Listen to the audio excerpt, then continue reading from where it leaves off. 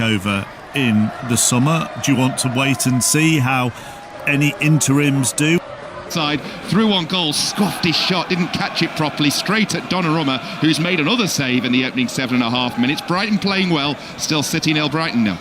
So the only goal so far in these 7:30 games, and there are 6 of them in total, has come at Bournemouth, and Spurs lead there. Matthias Tell with the goal. Rachel, would you go and sign Mark Gay now if you were City?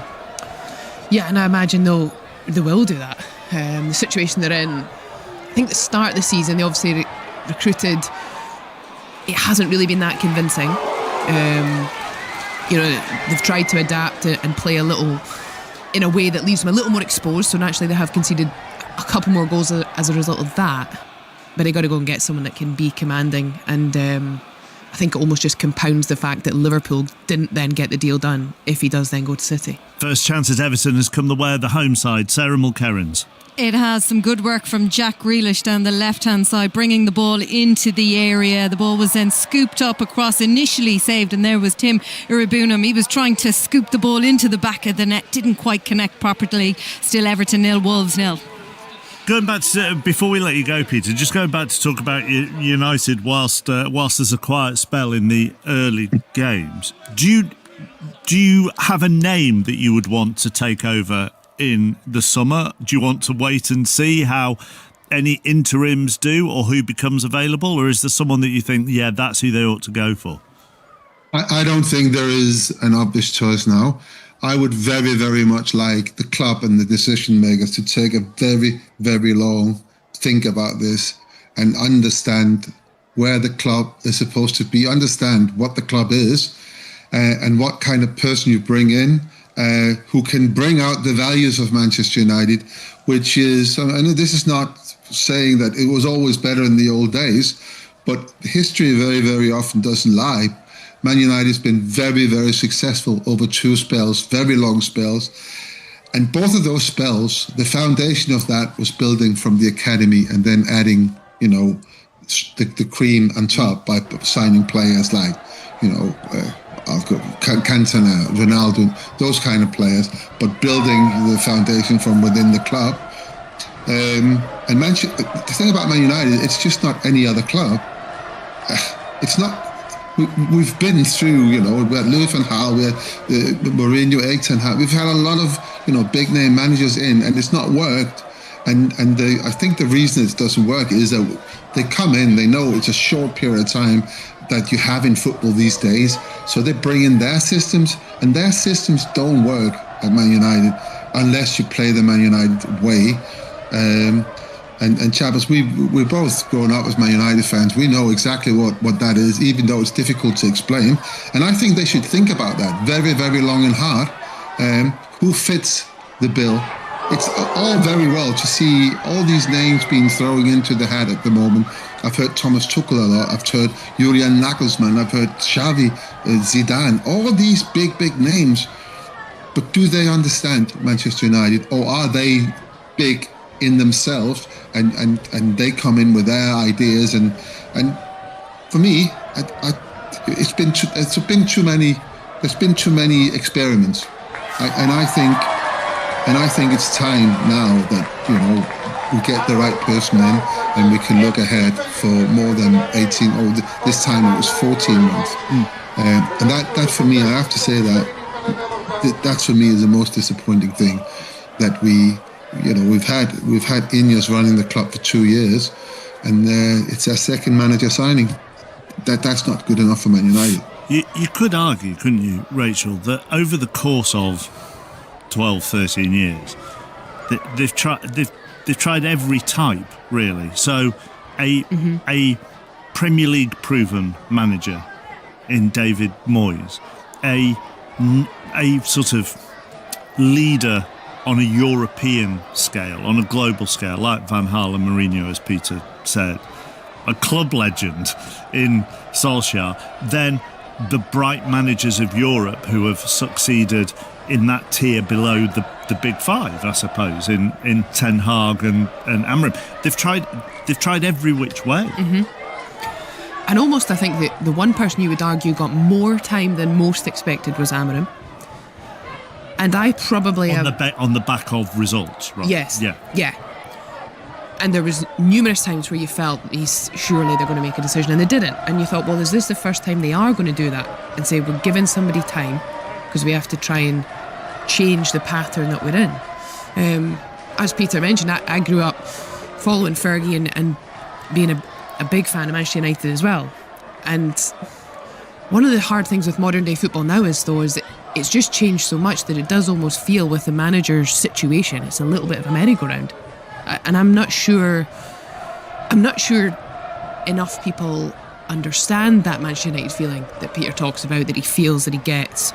Even people within the club who have a lot of decisions and a lot of power to change things. It almost feels like it's going to be extremely difficult to resurrect that, because, you know, teams go to Old Trafford now. I think teams enjoy it because everyone knows the history of the club, everyone knows the history of the stadium, and everyone thinks, happy days, we're going to go here and we've got a shot.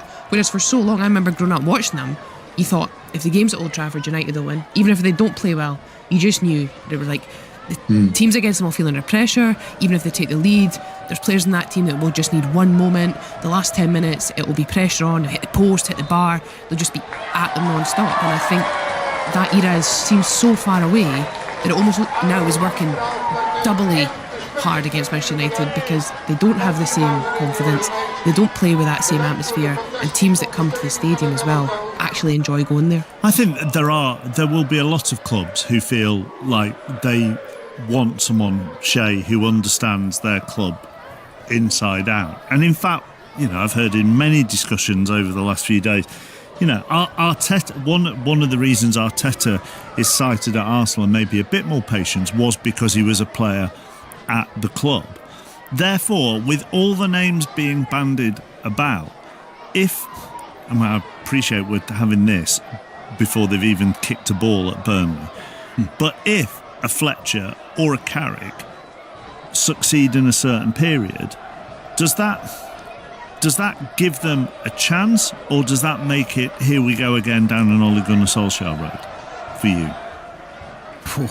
Good question. I'd just like to go back a wee bit, and the manager's just left, because you talk about the Burnley game tonight. If they won tonight, they're up to fourth, and I look at the team they have. You know, Ruben was brought on to change the squad, get rid of a lot of, I don't know what you want to call them, maybe dead wood, or players who weren't pulling all in the same direction, which I think, you know, anytime under, I'm sure Peter will tell you, anytime under Alex Ferguson, if you weren't pulling in the same direction, you were out the door. And I felt they had someone in there to actually clear the dead wood, and I understand the playing style wasn't what everyone wanted. I understand results weren't what they wanted, but if you look at the bench in the last couple of weeks, there's a bunch of kids on the bench, and with injuries and people at AFCON, they've literally, he's done well getting 11 players on the pitch, it seems. And I felt he was a couple of windows away still before you could actually judge him. So to give him 14 months, I think was wrong. You know, I think at the start, I think Dan Ashworth maybe was against bringing Ruben in, perhaps. He didn't agree with that. He got sacked. Now Ruben's got sacked. You know, I think the bigger problem for me is the people making these big decisions. You know, Peter said at the very start there, people at the top of the club need to take a long, I thought he was going to say take a long hard look at themselves, but he says take a long time to get the right guy in charge.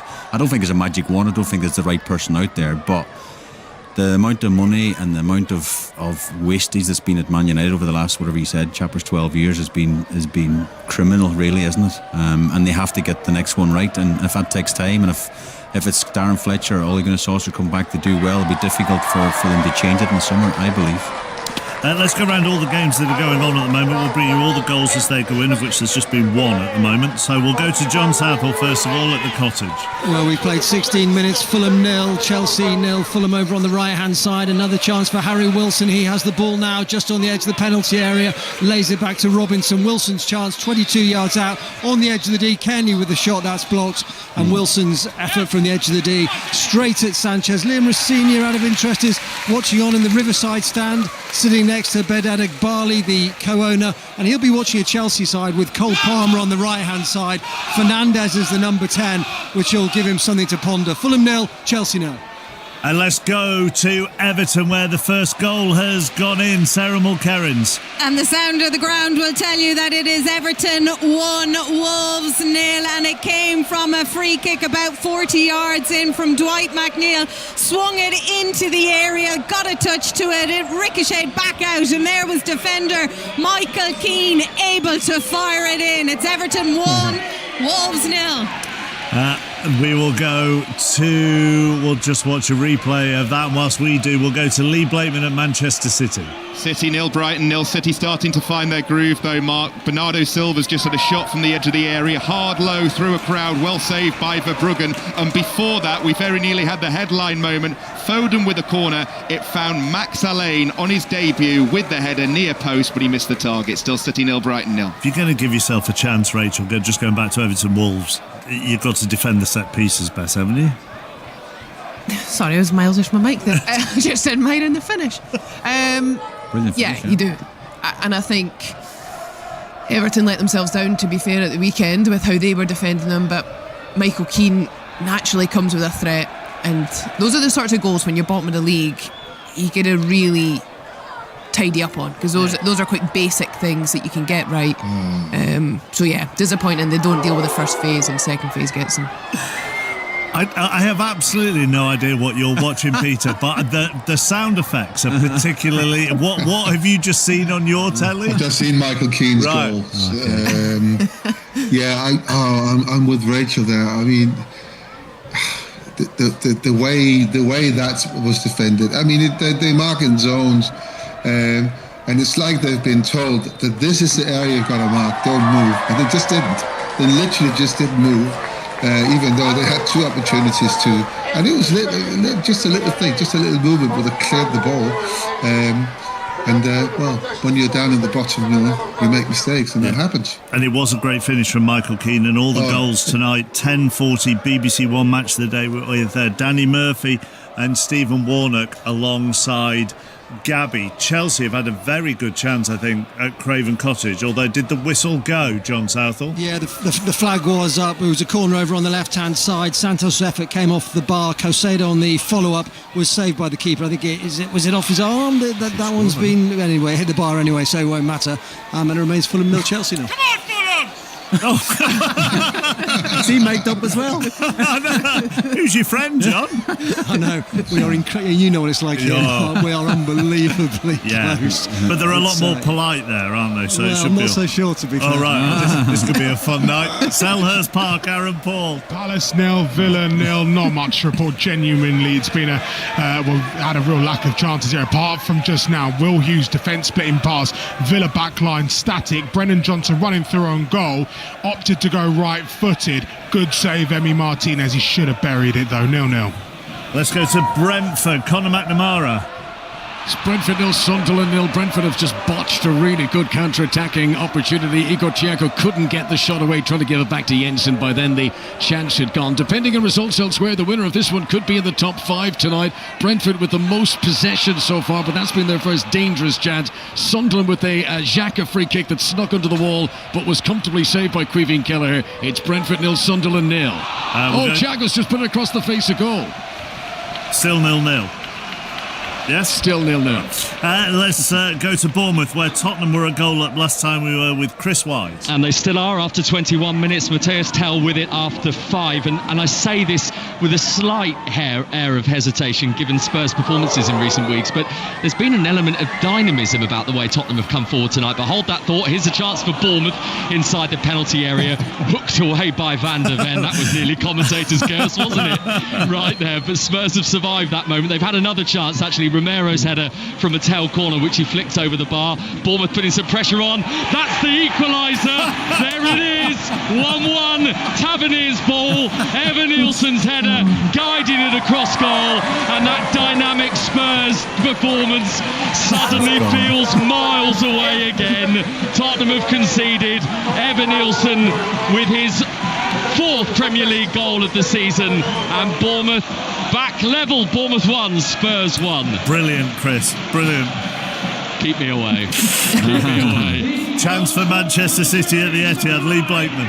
Well, and it was a gift from Brighton as well. Brighton got caught playing out from the back. They gave it straight to Doku, burst into the area left side, put in a shot straight across the face of goal and wide of the bottom corner. Another City chance goes begging. Still 0-0 City and Brighton. Red card at Fulham. John Southall. Oh, what about this? Fulham 0, Chelsea 0. Mark Cucurella, not for the first time this season, has been shown red. It was a long ball forward. Harry Wilson was wrestling with Cucurella into the penalty area. Wilson went down and the red card came out. They're surrounding the referee at the moment. They're not happy with the decision, but he's going to go. We're watching it again now. Wilson into the area, just tugged on his arm, Mark Cucurella, and he's been given the red card. And if you're watching it now, well, I'm not sure he can have much to argue with that, can he? It's not even a tough decision. It's the most blatant red card you'll see in the Premier League this season. He's got a full grasp of his arm and he's about to score. Rachel, anything? Yeah, that's as clear as it comes. I mean, you see when you're in that position as a defender, you think I'm going to need to try and delay him, and you hold a little bit.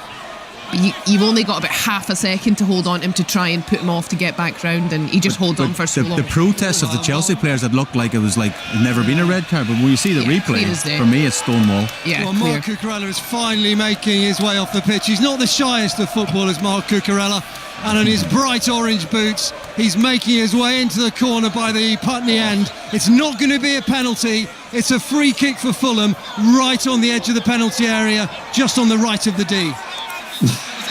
Peter, have you seen it? Well, how can you even argue that? I don't know. I mean, that is the clearest red card. I mean, my God. But I'm surprised still arguing about it. I'm surprised that it's not been given inside the box, though. No, it's definitely outside of the way I've seen it. It continues in. Yeah, it started outside and continued in, which is and they're still complaining, aren't they, John? And more cards have come out. Yeah, I think Enzo Fernandez, the captain's example, he's been given a yellow card for arguing with the referee, but you have to say, for exactly what you've said, I'm not sure what they're arguing about. There's the yellow card for Enzo. He can't believe it, and we will eventually have this free kick. Actually, Enzo's still going on. He's got to be careful. He could end up with the red here. He's right in the referee's face, pointing at him and gesticulating. He's finally moved away, the captain. And it is Fulham 0, Chelsea 0, but Chelsea down to 10 men, not for the first time this season. No, and it has been a problem for them, and those red cards under Enzo Maresca are already continuing, and Enzo Fernandez continues to complain. He has got Harry Wilson now as well. He's got to be careful. I mean, this is the other thing in all of this is nonsense. It must have been 4 minutes ago that Cucurella was sent off. Liam Rossigna is in the stands watching, remember. Callum McFarlane still in charge of Chelsea tonight. Cole Palmer keeps looking over towards... Now, hold on, the referee looks like he's heading over to the bench at the moment. With a card he's got in his another hand. yellow card. So is this for Callum McFarlane, or is this going to be for Marco Silva? Yes, Marco Silva. Marco Silva's getting himself a yellow card. He's absolutely livid over on that far side. Does he think it's a penalty? He's absolutely furious. He is. He's more furious than the Chelsea players at the moment. Yeah. He will think, I think, as you said, Rachel, that because that continued into the box, that should be a penalty. But still the free kick hasn't been taken. Still the Chelsea wall hasn't been lined up. And Liam Rossigna will have some thinking to do sitting in the stands. Although, Shay, and you have worked with him, you've been on the coaching staff with him, he doesn't strike me as the kind of individual, having worked with him a couple of times, to panic about anything, really. Mm-hmm. Well, I've seen him lose it a few times. Yeah. He has got that streak in him as well, but yeah, I mean, he's obviously not in charge tonight, but it's his club moving forward. It'll be frustrating he's not going to see 11 players play tonight. But again, it's a fantastic move for him, take away from the red card here we're just seeing now. But I'm absolutely buzzing for him. I was with him for 2 years at Derby, himself and Justin Walker, assistant manager, and I think maybe 4 years ago, and we actually tried to sign Liam Delap, would you believe, on loan from Man City. Yeah. We had no money and all this kind of stuff, and if we had sat in that office going 4 years fast forward, he'd be the Chelsea manager, and Liam Delap would be playing for Chelsea as well. It'd be crazy, Go on, John. Harry Wilson with it, straight into the wall, back to Jimenez. Jimenez shot is blocked, and it'll come back to Harry Wilson, but Chelsea managed to clear it away, and after all that wait, after the sending off, the free kick straight into the wall, and it remains Fulham 0, Chelsea 0. But Fulham have the advantage now, Chelsea down to 10. Brentford have a dangerous free kick as well at home to Sunderland. Connor. Yeah, it's wide on the left-hand side. It's about 6 yards from the byline. Unlikely they'll shoot from here, but there is a two-man wall. Played in by Jensen. He does shoot. He tries to catch the keeper out of the front post, but it goes for a goal kick. Brentford 0, Sunderland 0. Gianluigi Donnarumma is celebrating another clearance stroke save. Lee? This one was made by Kusanov just in front of him. I think he thought he was going to get beaten because Ruta again has just been played through on goal. He hesitated. He thought he was offside, as did I, as did most of the stadium. He wasn't looking at the replay, hesitated with his run, put his shot in, and Kusanov came flying in out of nowhere to make a great block and deflect the ball behind for the first Brighton corner of the game, which I'm just slowing down for so we can see it get crossed in here towards the back post, wide of the target. City 0, Brighton 0. We will let you go shortly, Peter, to enjoy the rest of the night. But what would you consider a success for Manchester United by the time they get to the end of the season now? Well, that is a great question, by the way. I'd be very, very happy. Better than the one earlier. Thank you.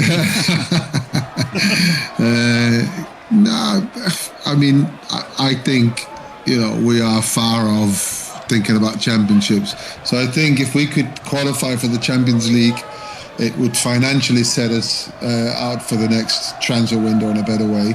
Plus, it could, if we need to, sign more players, we will be more attractive being a Champions League club.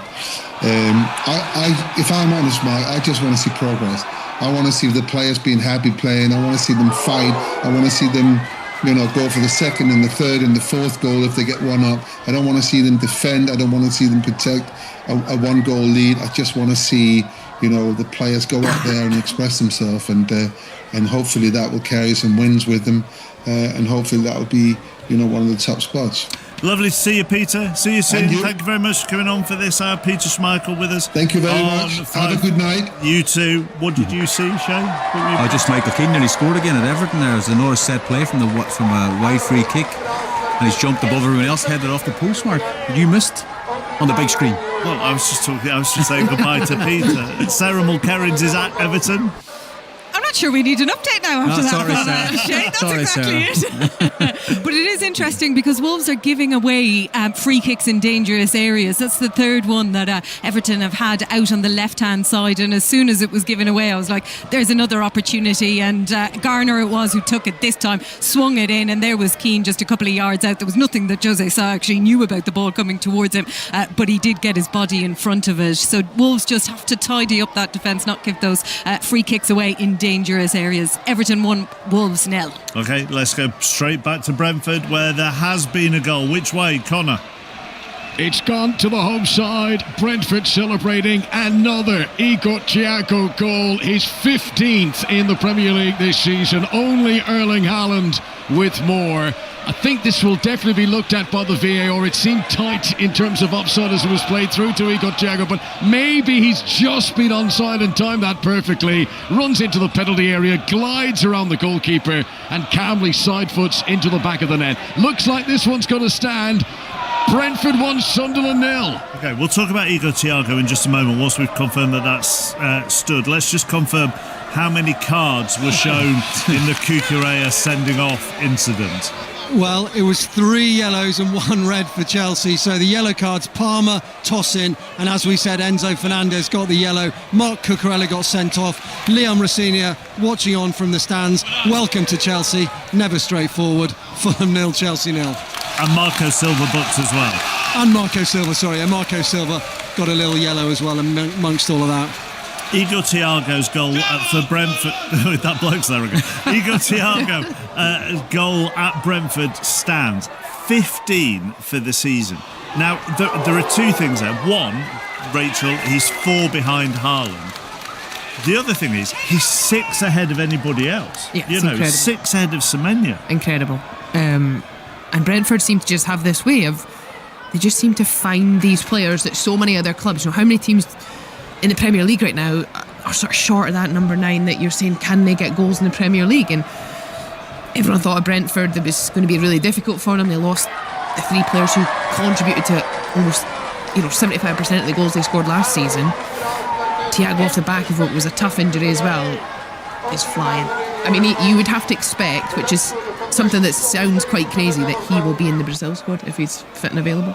Well, the way they have every time replaced their strikers, going all the way back to Ollie Watkins, and then moving on to Ivan Toney, and then Mbeumo and Wissa, and now Thiago, but also Sharda as well. He's contributed as well, yeah. And in the main, and now they've got Ouattara, haven't they, as well? In the main, they always seem to give them time to settle in as well. It's not like they're, and I know one of the reasons Thiago didn't get thrown in was because he was injured, but they do seem to have a settling in period. Sharda wasn't in the team all the time because they had Mbeumo and Wissa, so they're allowed to adapt and acclimatise at their own pace before then they reach their potential.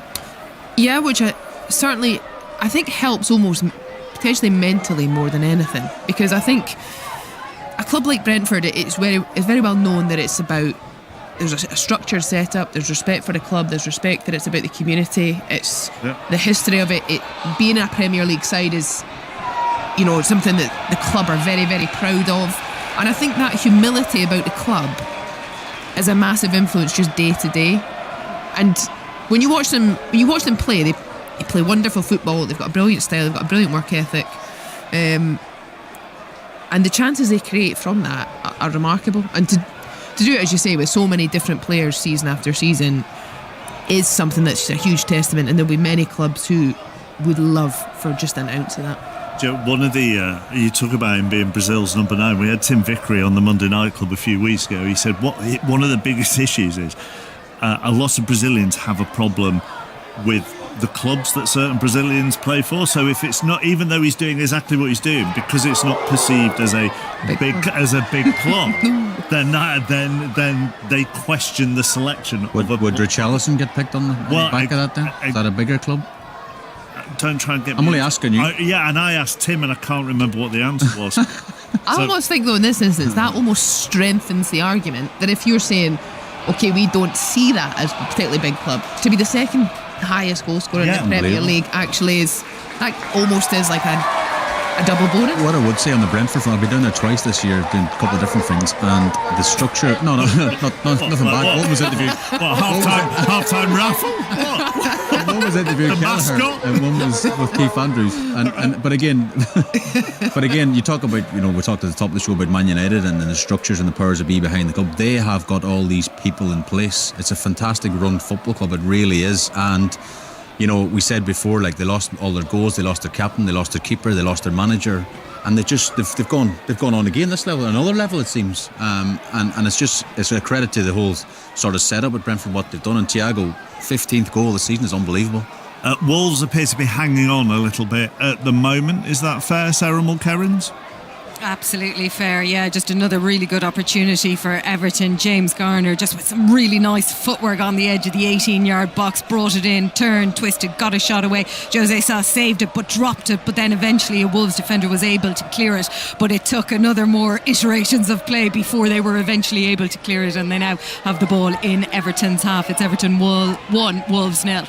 Tottenham fans, I'd blame Chris Wise if I were you. Honestly, the amount of stick I think I'm going to be getting tonight for this. It's now Bournemouth 2, Tottenham Hotspur 1. This Bournemouth team, who, remember, are on an 11-game winless run in the Premier League right now, from behind to lead. And it's another goal for the teenager, Ellie Junior Krupi. This is his 7th Premier League goal of the season. What a stunning impact he's having in this Bournemouth team. The cross comes in from the right-hand side.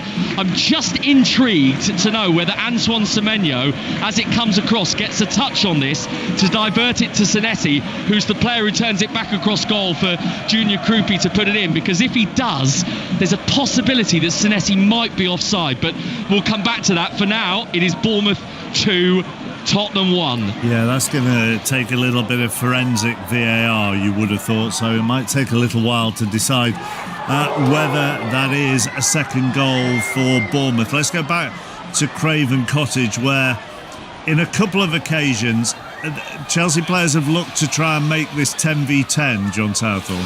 Yeah, I think you're talking about Moises Caicedo when he went down trying to get Sander Berge booked, and it clearly there was no foul at all in the challenge, and he was told to get up, and you can imagine the reaction of the fellas behind me. They were not best pleased. Suffice to say, it was probably best you weren't here when that happened. Fulham 0, Chelsea 0. They are riled. Are Chelsea actually, and doing their best to rile Fulham as well, but it is goalless there. Any sign of an opening goal at the Etihad, Lee? Sign of a penalty possibly, because Doku's just gone bursting into the area left side. It's the far side of the pitch from where I'm sitting. First view looked like he was poleaxed. It's not being given on field. We're just looking at the replay now. It was a bit over the top from Doku. The leg was out from Diego Gomez, but I think that's what's known as making the most of it. We'll see what you think when you get a chance to have a look at it, but the referee said he wasn't going to give the penalty initially. Looks like that's going to stay as things stand, but VAR are getting involved in this. Interesting. So Manchester City here with a possible penalty on the way. Rachel, It's a pen for me. do you think? Yeah. Because Doku's chopped it and he's going to get that, and as he's chopped him, defender's leg moves towards him and makes contact. Like if you're Doku, you're going to go down. That's a foul anywhere else. Do you not think It's soft. Do you think Doku Silly. goes into the Brighton player as opposed to the Brighton player going into Doku? I mean, Not so really. the referee's been sent to the screen, so it's going to be a penalty. Yeah. I know what you're saying. Rachel's right then. He's been sent to the screen, Well, can you stop questioning that horror judgment? It's all about opinions, this football. I think you see, Doku moves the ball, and as he's moved the ball to change direction, is it Gomez? I think it's Gomez. His leg then moves towards Doku. So he's going there to try and intercept the ball, and he gets it wrong. It's clumsy. If you do it as a defender, you're worried. It's the way he goes down, Rachel, I think, isn't it? He looks like he's diving off a diving board, Doku. Now, the referee has just been to the screen. He's coming back onto the pitch, and Thomas Bramall is going to speak to the crowd here. Can we hear him? Let's wait and see.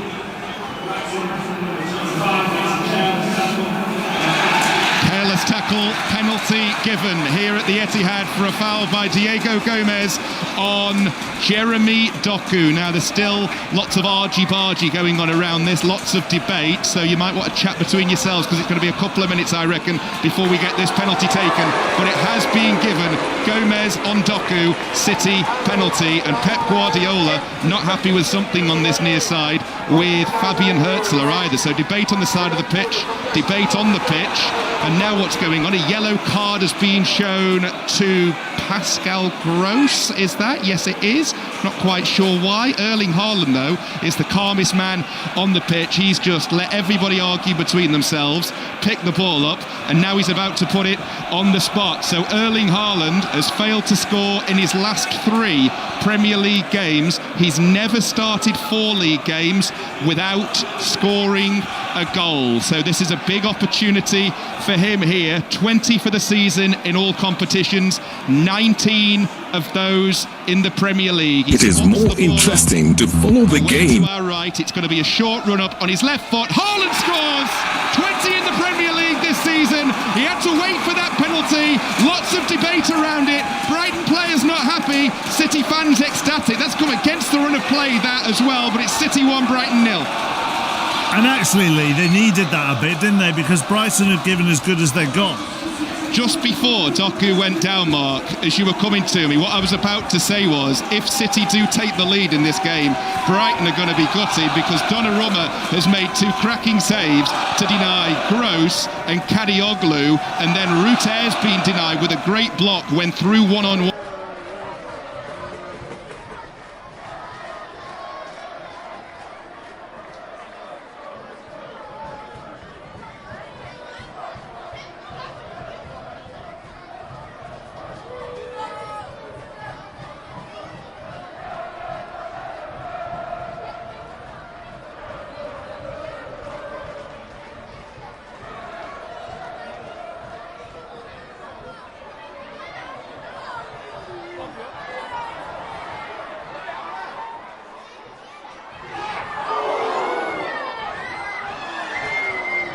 Side for Manchester United.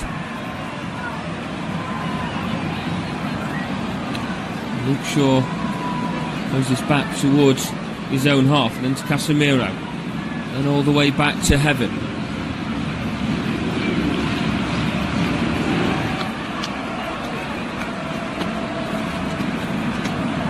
And into the middle for Casemiro. Casemiro out left for Shaw.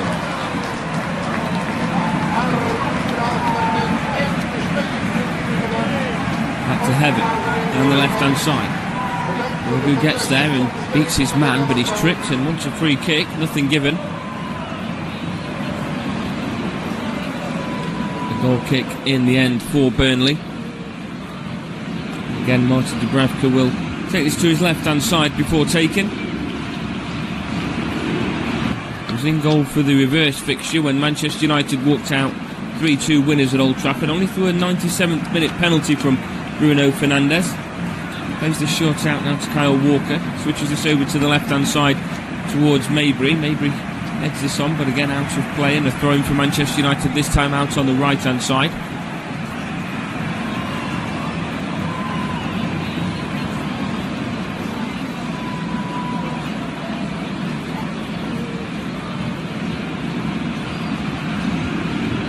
Plays this inside for Cunha. And back to Martinez. Martinez out to Dorgu. Dorgu back into his own half, plays this back, but it's into danger, and Broja gets the ball. Broja out to his right hand side, back to Dorgu, and now through the middle it's with Mabry. Mabry breaks down onto the edge of the area. Casemiro's challenge comes in, and away it goes by Dalot, back up towards the halfway line. Sesko flicks this on, but it's cleared away by Esteve. Back deep into Manchester United territory. First touch by Mabry, lays this off to the left hand side. Lucas Pires plays it into the middle there for Yugachukwu, and back to the left hand side again with Pires. Now to Mabry, still on the edge of the area for Burnley on the left hand side, into the area for Pires, whose shot is blocked and stops it from going out of play for a corner. Ugarte can turn away, feels like he's been held on to, and a free kick has been given to Manchester United. Just by the touchline on the right hand side of the goal. Parker just looking at how his side have started this opening 3.5 minutes.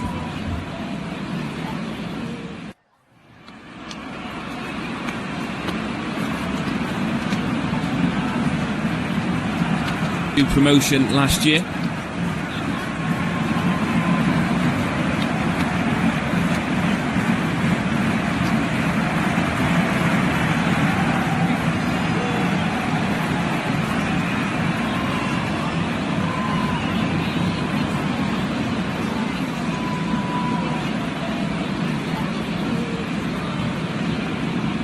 Left-hand side, caught by Martin Dubravka, rolled out to his left-hand side for Humphries.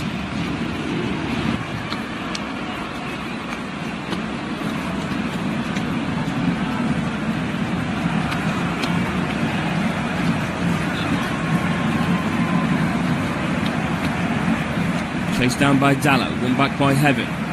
Now with Bruno Fernandes. Tips over the top towards Benjamin Sesko, headed away, Kyle Walker further away. Now with Edwards on the right hand side, he's under pressure here from Luke Shaw, forced into his own half. Plays this all the way back to the edge of the area now with Lauren. Lauren's ball away up towards the halfway line. Headed away by Lisandro Martinez, brought down in space here by Casemiro into Burnley's half. To the middle for Sesko, lays this off for Bruno Fernandes, back to Casemiro. And out to the right hand side for Dalot, into his own half now for Heaven. Plays this 10 yards to his left hand side for Martinez. He'll pass through the middle, laid off by Ugarte, but intercepted there by Yugachukwu. Onto his right hand side for Edwards, who will break away into Manchester United's half. Lays this off for Mabry. Mabry through the middle. To his left hand side finds Lucas Pires inside the area, across towards the back post. Nobody's there for Manchester United, and Dorgu will watch that go out of play for a throw in on the left hand side.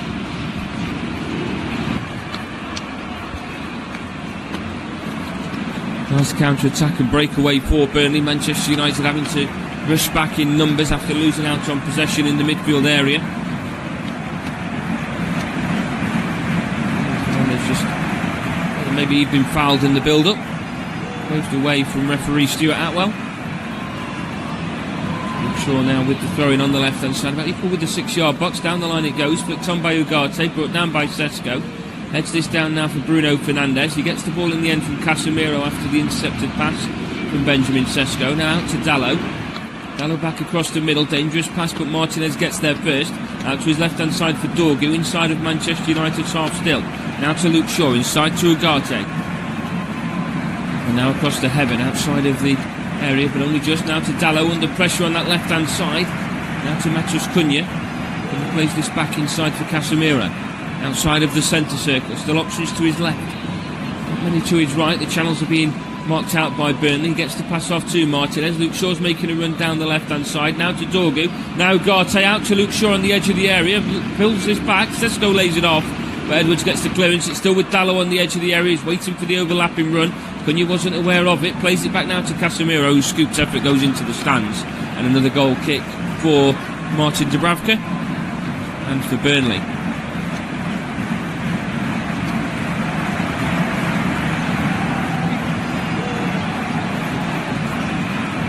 United just nice build-up and passage of play on that left-hand side between Shaw and Dorgu and Casemiro. Something that Manchester United might need to utilise a little bit more is the space that Luke Shaw is getting on that left-hand side in the opening 10 minutes of the game. Goal kick from Dubravka. There's the halfway line. Clicked on by Edwards towards Heaven. Heaven gets this away out to Luke Shaw on the left-hand side. Dorgu's going to make the run further down the left, and Shaw opts against making that pass. Instead he looks into the middle now for Ugarte. Still with Shaw to his left. Dorgu's going to make the run through the middle. It opens up space again for Luke Shaw by the touchline. Back into his own half, chooses to go back to Lisandro Martinez. Now to Heaven. To Cunha. Cunha back to Casemiro, who's under pressure but utilises goalkeeper alongside him. Plays it back to Dubravka. Back to Martinez. Now with Lamens. Mr. Heaven. Now Casemiro. To Bruno Fernandes. Now to Cunha. Dribbles this inside past Lucas Pires. Casemiro switches this out to Luke Shaw again in plenty of space on that left hand side. Passes this inside to Cunha. Coming short to retrieve the ball. Now to Sesko, who's waiting to play on the last man but has to come forward to try and get to the ball, and away it goes by Esteve onto the left hand side for Humphries. Humphries makes his run down the left hand side, finds the overlapping support by Lucas Pires into Manchester United's half. Now inside to Yuga Chukwu, and then back to Humphries. Yuga Chukwu again, now to Florentino. Out left for Pires, cross is blocked by Dalot, and it's going to be a throw into Burnley on the left hand side. Forward comes Lucas Pires to take. Throws it down for Humphries. Finds a cap on the edge of the area from Mabry. He'll bring this into the area, get a right-footed shot blocked by multiple Manchester United players. Cleared in the end by Martinez. Out to Dorgu on the left-hand side, and a chance for Manchester United to break as Dorgu takes this into Burnley's half. Through the middle now for Sesko. Sesko brings it back to Dorgu. Takes it into the area, but his touch is too heavy. Dubravka's alert, and he'll dive down to collect the ball from the feet of Patrick Dorgu. Nice counter-attacking football from Manchester United, and Dubravka isn't getting back to his feet. He's on his knees at the moment. Not sure on just where the collision may have been there. Looking at the replay, he caught from the trailing boot of Esteve. It was his own player that caught him.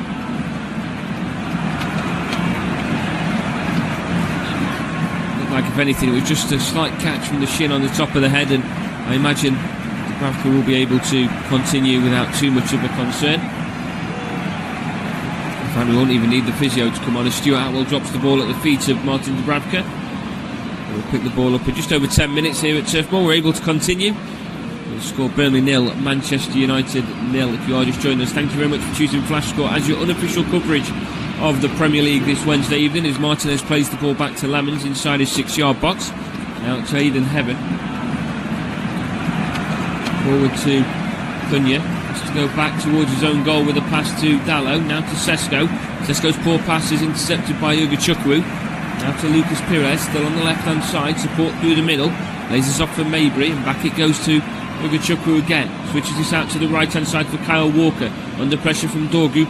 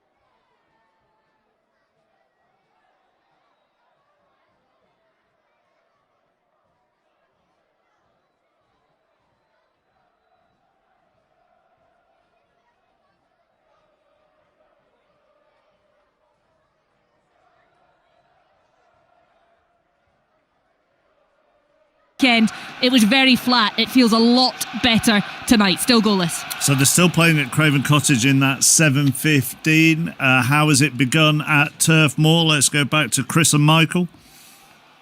Burnley 0, Manchester United 0. It's been a bright start from both, and both sides have fashioned half chances. And actually, on both occasions, the chance fell to a player who should have shot but didn't and decided to pass. Firstly, Burnley, Hannibal in 25 yards out, lots of space, should have gone for goal himself. Instead, tried to find left back Lucas Pires. His aimless cross to the back post easily cleared. And then for Manchester United, Shaw getting into a good position. He cut it back, and Šeško went for quite an intricate, difficult layoff to Fernandes on the edge of the box. He eventually teed up Casemiro high over the crossbar. Michael Brown, it's been a good start from both. Yeah, both having a go. Both are playing with confidence. You didn't necessarily expect that. But as you say, wasted opportunities. Hannibal in a great position, just couldn't capitalise. But Casemiro, of all people, 25 yards out central, tries to take a curling effort, just leans back, really poor execution. And here he is again now, just dictating, moving it around. Manchester United look okay here, got a little bit quicker in possession, trying to catch Burnley out, just sat in that back five defensive system, just waiting to see what comes their way. Yeah, playing some nice one-touch football are Manchester United, but Burnley, as they come forward, will be dangerous on the counter-attack. Burnley 0, Manchester United 0. Eventually, the half-time whistle has gone at Fulham. Quite a lot for John Southall to get in here. Yes, that was an eventful 45 or 52 minutes. Fulham 0, 10 men, Chelsea 0. Harry Wilson had a couple of early chances. One from the right of the area, saved by Sanchez. Second from the edge of the D, straight to the keeper. Then the sending off. A long ball forward, Harry Wilson tussling with Mark Cucurella. Cucurella pulled him back on the edge of the area, carried on into the penalty area, straight red card. He'll now miss the FA Cup tie against Charlton on Saturday. 3 more yellows in the ensuing nonsense. Palmer, Tosin and Fernandes all got yellows, and Marco Silva, the Fulham manager, as well. Then the disallowed goal late on. Harry Wilson into the bottom right-hand corner, but Jimenez just offside in the build-up to the goal. Plenty then for Liam Rosenior, watching on from the opposite side of the ground to us up in the Riverside stand, to ponder from this. Fulham 0, Chelsea 0. Yep, you're up to date with everything. Match of the day, 10:40 tonight. Danny Murphy and Stephen Warnock alongside Gabby for that. 8:25. Let's just pause. The BBC News is with Richard Foster. The voice of the UK. This is BBC Radio 5 Live. Thanks, Mark. Good evening. The United States has seized 2 oil tankers as part of its efforts to block Venezuelan oil exports. One of the ships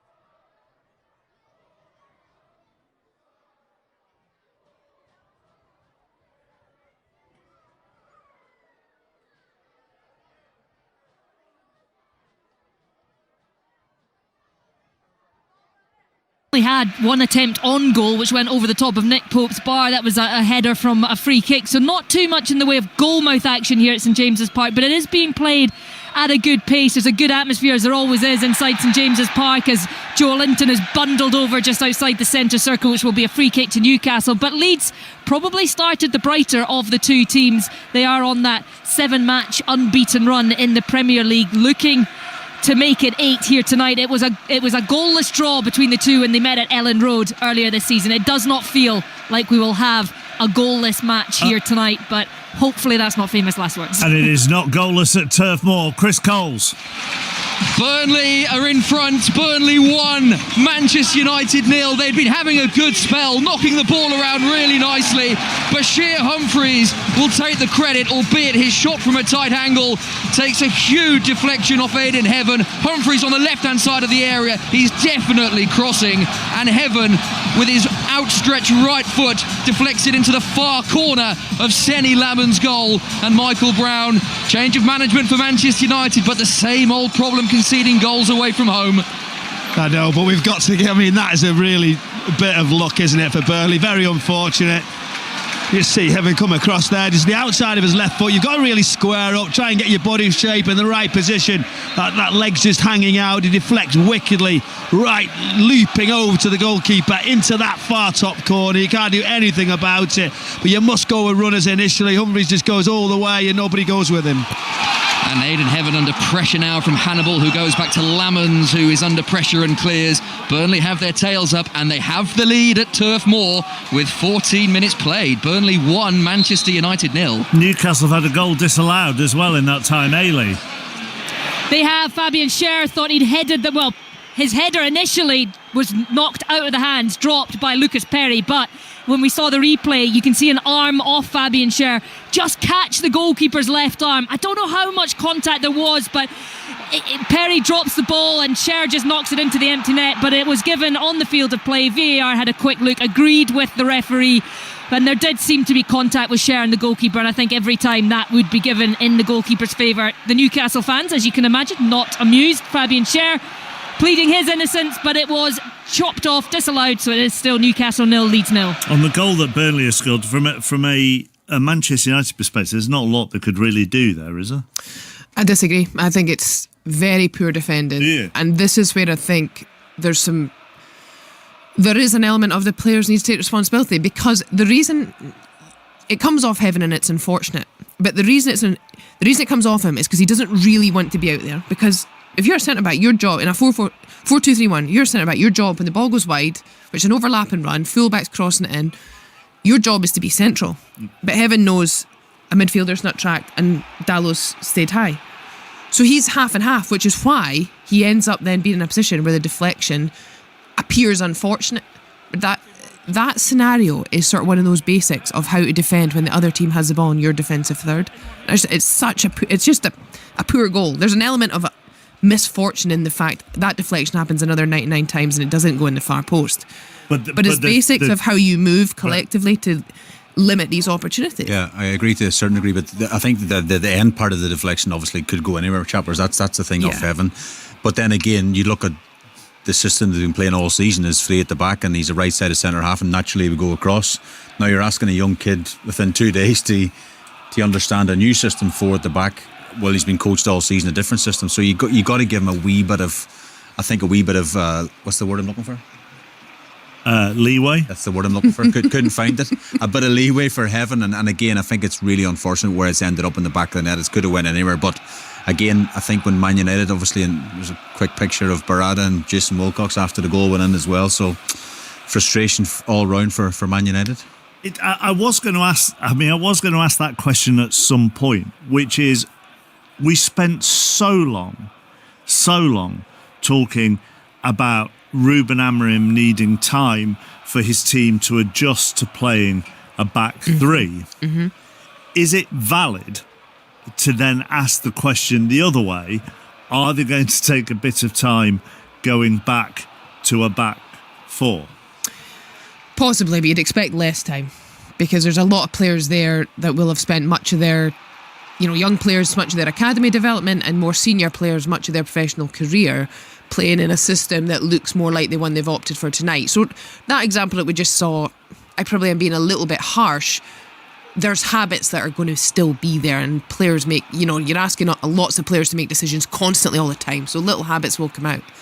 But I think that's a fairly simple scenario of defending the wide area and then defending the penalty box, and I wouldn't blame Heaven for it. He just is the person that ends up in an in-between position. Because the other thing with that, Michael Brown, in talking about switching between a back three and a back four, is Leeds don't seem to have a problem doing it from match to match. Yeah, well, they did it, didn't they? They fell upon it second half at City, and then they went really well with it. It's gained them confidence, gained them a structure to get further forward a little bit quicker, keeping the ball at the top of the pitch. But I don't think we can be too critical on the youngster, Joe, getting across. He didn't have to go too far out. It was just the way he sort of dangled the leg. You can't get that ball across. Will they take time? Can they adapt? Of course they can, but it's Manchester United. You don't have time, unfortunately. You're going to be put under pressure. No, but my point, Michael, is Leeds don't appear to, there are other teams. The whole system thing has become this massive discussion with Manchester United, whereas other teams seem to flip between systems a lot easier. I think it was because of the manager, his stance on it, wasn't it? That he wouldn't change the two wider players. Was always inside until he was chasing it. Then he went outside. So again, I think if we've seen a little bit of flexibility in game, I think we wouldn't have been. Side for Sesko. Cunha's going to try and get onto the end of it. Now gives it to Sesko. Can't get the ball out from under his feet, and it's won back in midfield by Burnley. And it's a counter-attack here and a chance moving forward for Esteve on the left-hand side. He's up against Ugarte. He beats him. He's then closed down by Dallo. Across the middle to Edwards. Clearance by Lissandro's hook towards his own goal. And Lamens gets the ball in his hands in the end anyway. Rolls this out now to Bruno Fernandes on his left-hand side. He'll allow his teammates just to regroup and drops this ball off for Luke Shaw. Now inside for Casemiro. And then for Bruno Fernandes. Out to the left-hand side for Shaw. Still with support down the left-hand side in the form of Patrick Dorgu. Now for Fernandes. And then for Shaw. Up against Walker. Wants to run from Dorgu. He makes the run. He's been left to make that run by Laurent. He's got some space, but instead Shaw goes back towards his own half with Lisandro Martinez. Now for Bruno Fernandes. Now Casemiro between the legs of Edwards. Gets the ball to Dallo.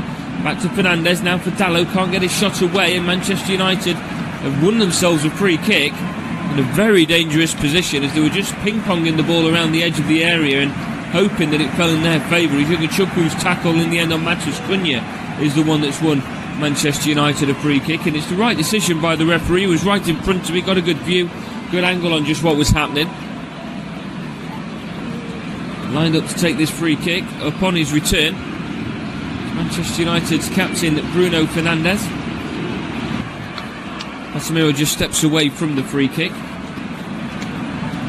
Dallo, Heaven, all lurking around the edge of the area. Benjamin Sesko's in there, Martinez and Cunha too.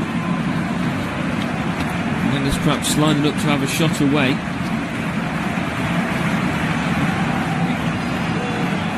To his left hand side he has got Luke Shaw. Martinez is to his right, potentially a left footed effort from Manchester United centre back. Instead Fernandes chips this over to the back post, headed back across the middle by Casemiro, goalwards by Cunha, off the line at the back post in the end by Humphreys.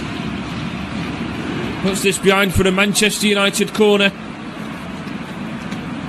It's straight from the training ground for Manchester United, over the top by Casemiro, and Cunha back across the face of goal.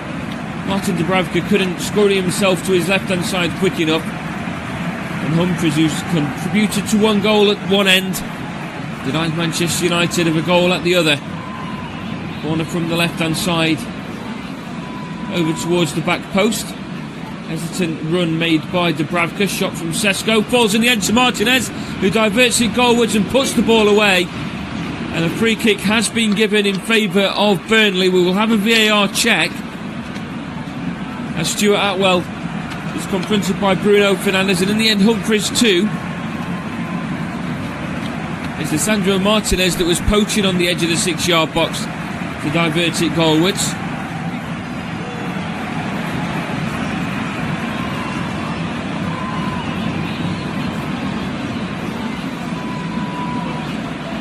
Ball towards the back post, just looking for where this free kick could have been. Martinez has knocked Walker to the ground, Casemiro's headed back across the middle. I think that's where the free kick's been given in the end. Referee's allowed things to play for long enough, and Martinez has got the goal. I mean, he's had plenty of time to give the free kick if that's what he's going to do, as Walker's gone down inside the 6-yard box. Referee's let play continue, and I'm not sure that's the correct idea. The decision is going to stand. It will be a free kick to Burnley inside of the 6-yard box. Darren Fletcher from the touchline, not quite sure what to make of the decision that's just been made by Stuart. Well, it can be considered a soft free kick to give in Burnley's favour. He's actually going to take the free kick from around the penalty spot. Dubravka out to the right hand side, led down by Martinez to Dorgu. Back to Heaven, who plays it all the way back to Lamens. Over the top it comes, and it's been left to run in the end by Maybe, who was in an offside position. Now the free kick's being given against him, despite the fact he tried not to impact play at all. He was stepping back from the offside position when the free kick was given. Played across to Martinez on the edge of the area. Through the middle now for Ugarte. It's short to his left. When you're through the middle, back into his own half, he goes to Martinez. Martinez now for Bruno Fernandes. Through the middle, diverted away in the end by Edwards. Left to run all the way through by Dubravka, who takes a touch to stop the ball from going out of play for a corner, and upon the pressure from Matheus Cunha, picks the ball up. Sends this again back into Manchester.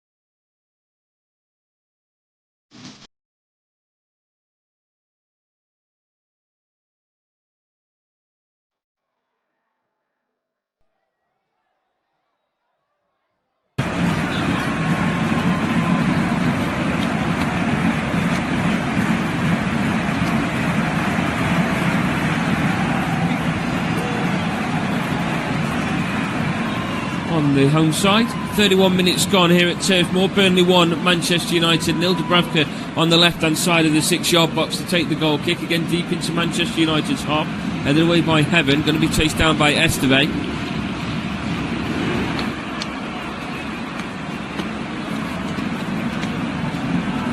All the way through it goes to Dubravka, now to Walker. Walker inside to Edwards. Edwards knocks the ball away from Casemiro, takes it into Manchester United's half, out to the left-hand side, finds some space here for Luca Pires. Across the middle it goes, and it drifts just wide, and a goal kick to Manchester United. But Burnley, as much as Manchester United are starting to put the hosts under pressure, Burnley just reminding Manchester United they're there and they're in search of that insurance goal, just give them the 2-goal advantage.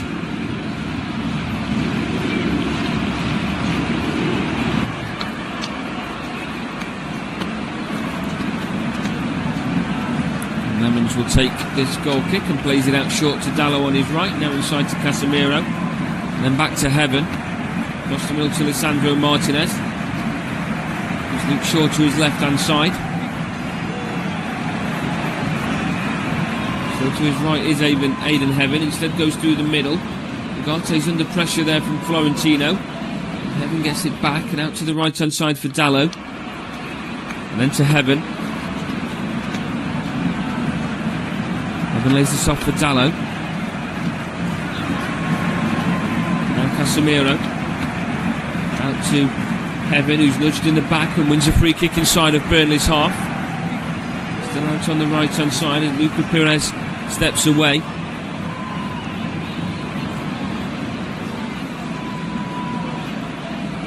It's over to Dalot to take. Plays this inside to Heaven. Heaven back to Dalot. And to Heaven. All the way back to Lamens. Martinez to his left. Left clearance away under pressure from Broja. Headed down by Sesko. Now to Bruno Fernandes inside of his own half. Out to Dalot. Now Casemiro through the middle. Sesko tries to get there first but can't do so. It's now Lucas Pires out to Humphries. Humphries back across the middle now for Lauren. Now to Walker.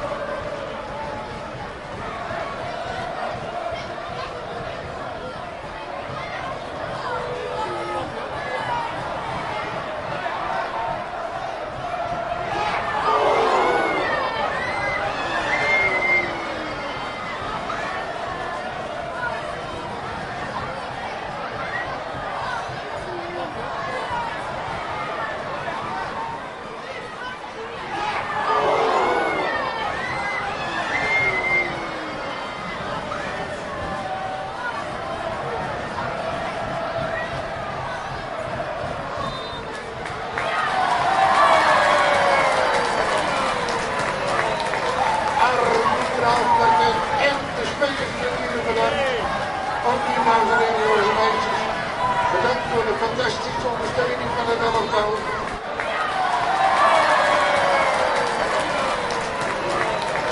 Arbitraal en de spelers natuurlijk bedankt. Ook die dames en heren, jongens en meisjes. Bedankt voor de fantastische ondersteuning van het elftal.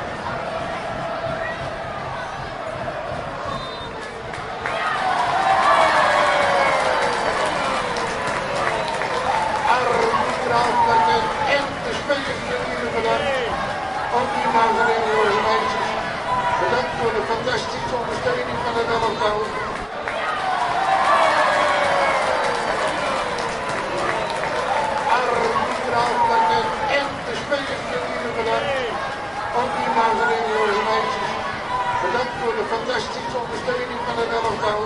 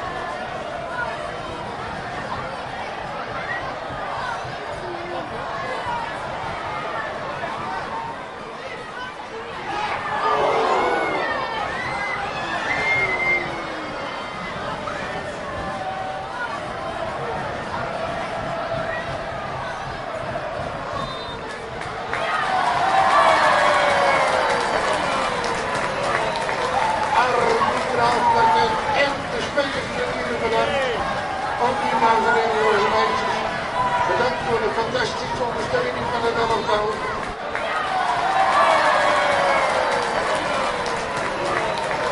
Arbitraal en de spelers natuurlijk bedankt. Ook die dames en heren, jongens en meisjes. Bedankt voor de fantastische ondersteuning van het elftal.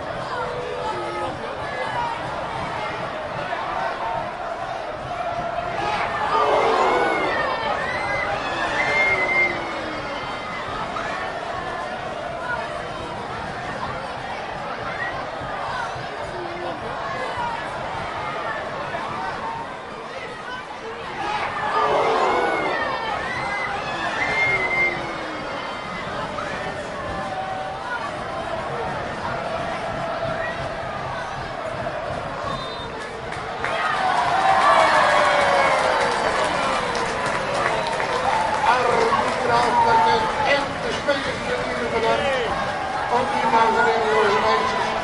Bedankt voor de fantastische ondersteuning van het elftal.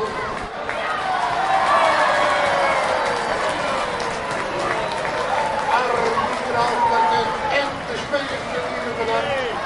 Ook die dames en heren, jongens en meisjes. Bedankt voor de fantastische ondersteuning van het elftal.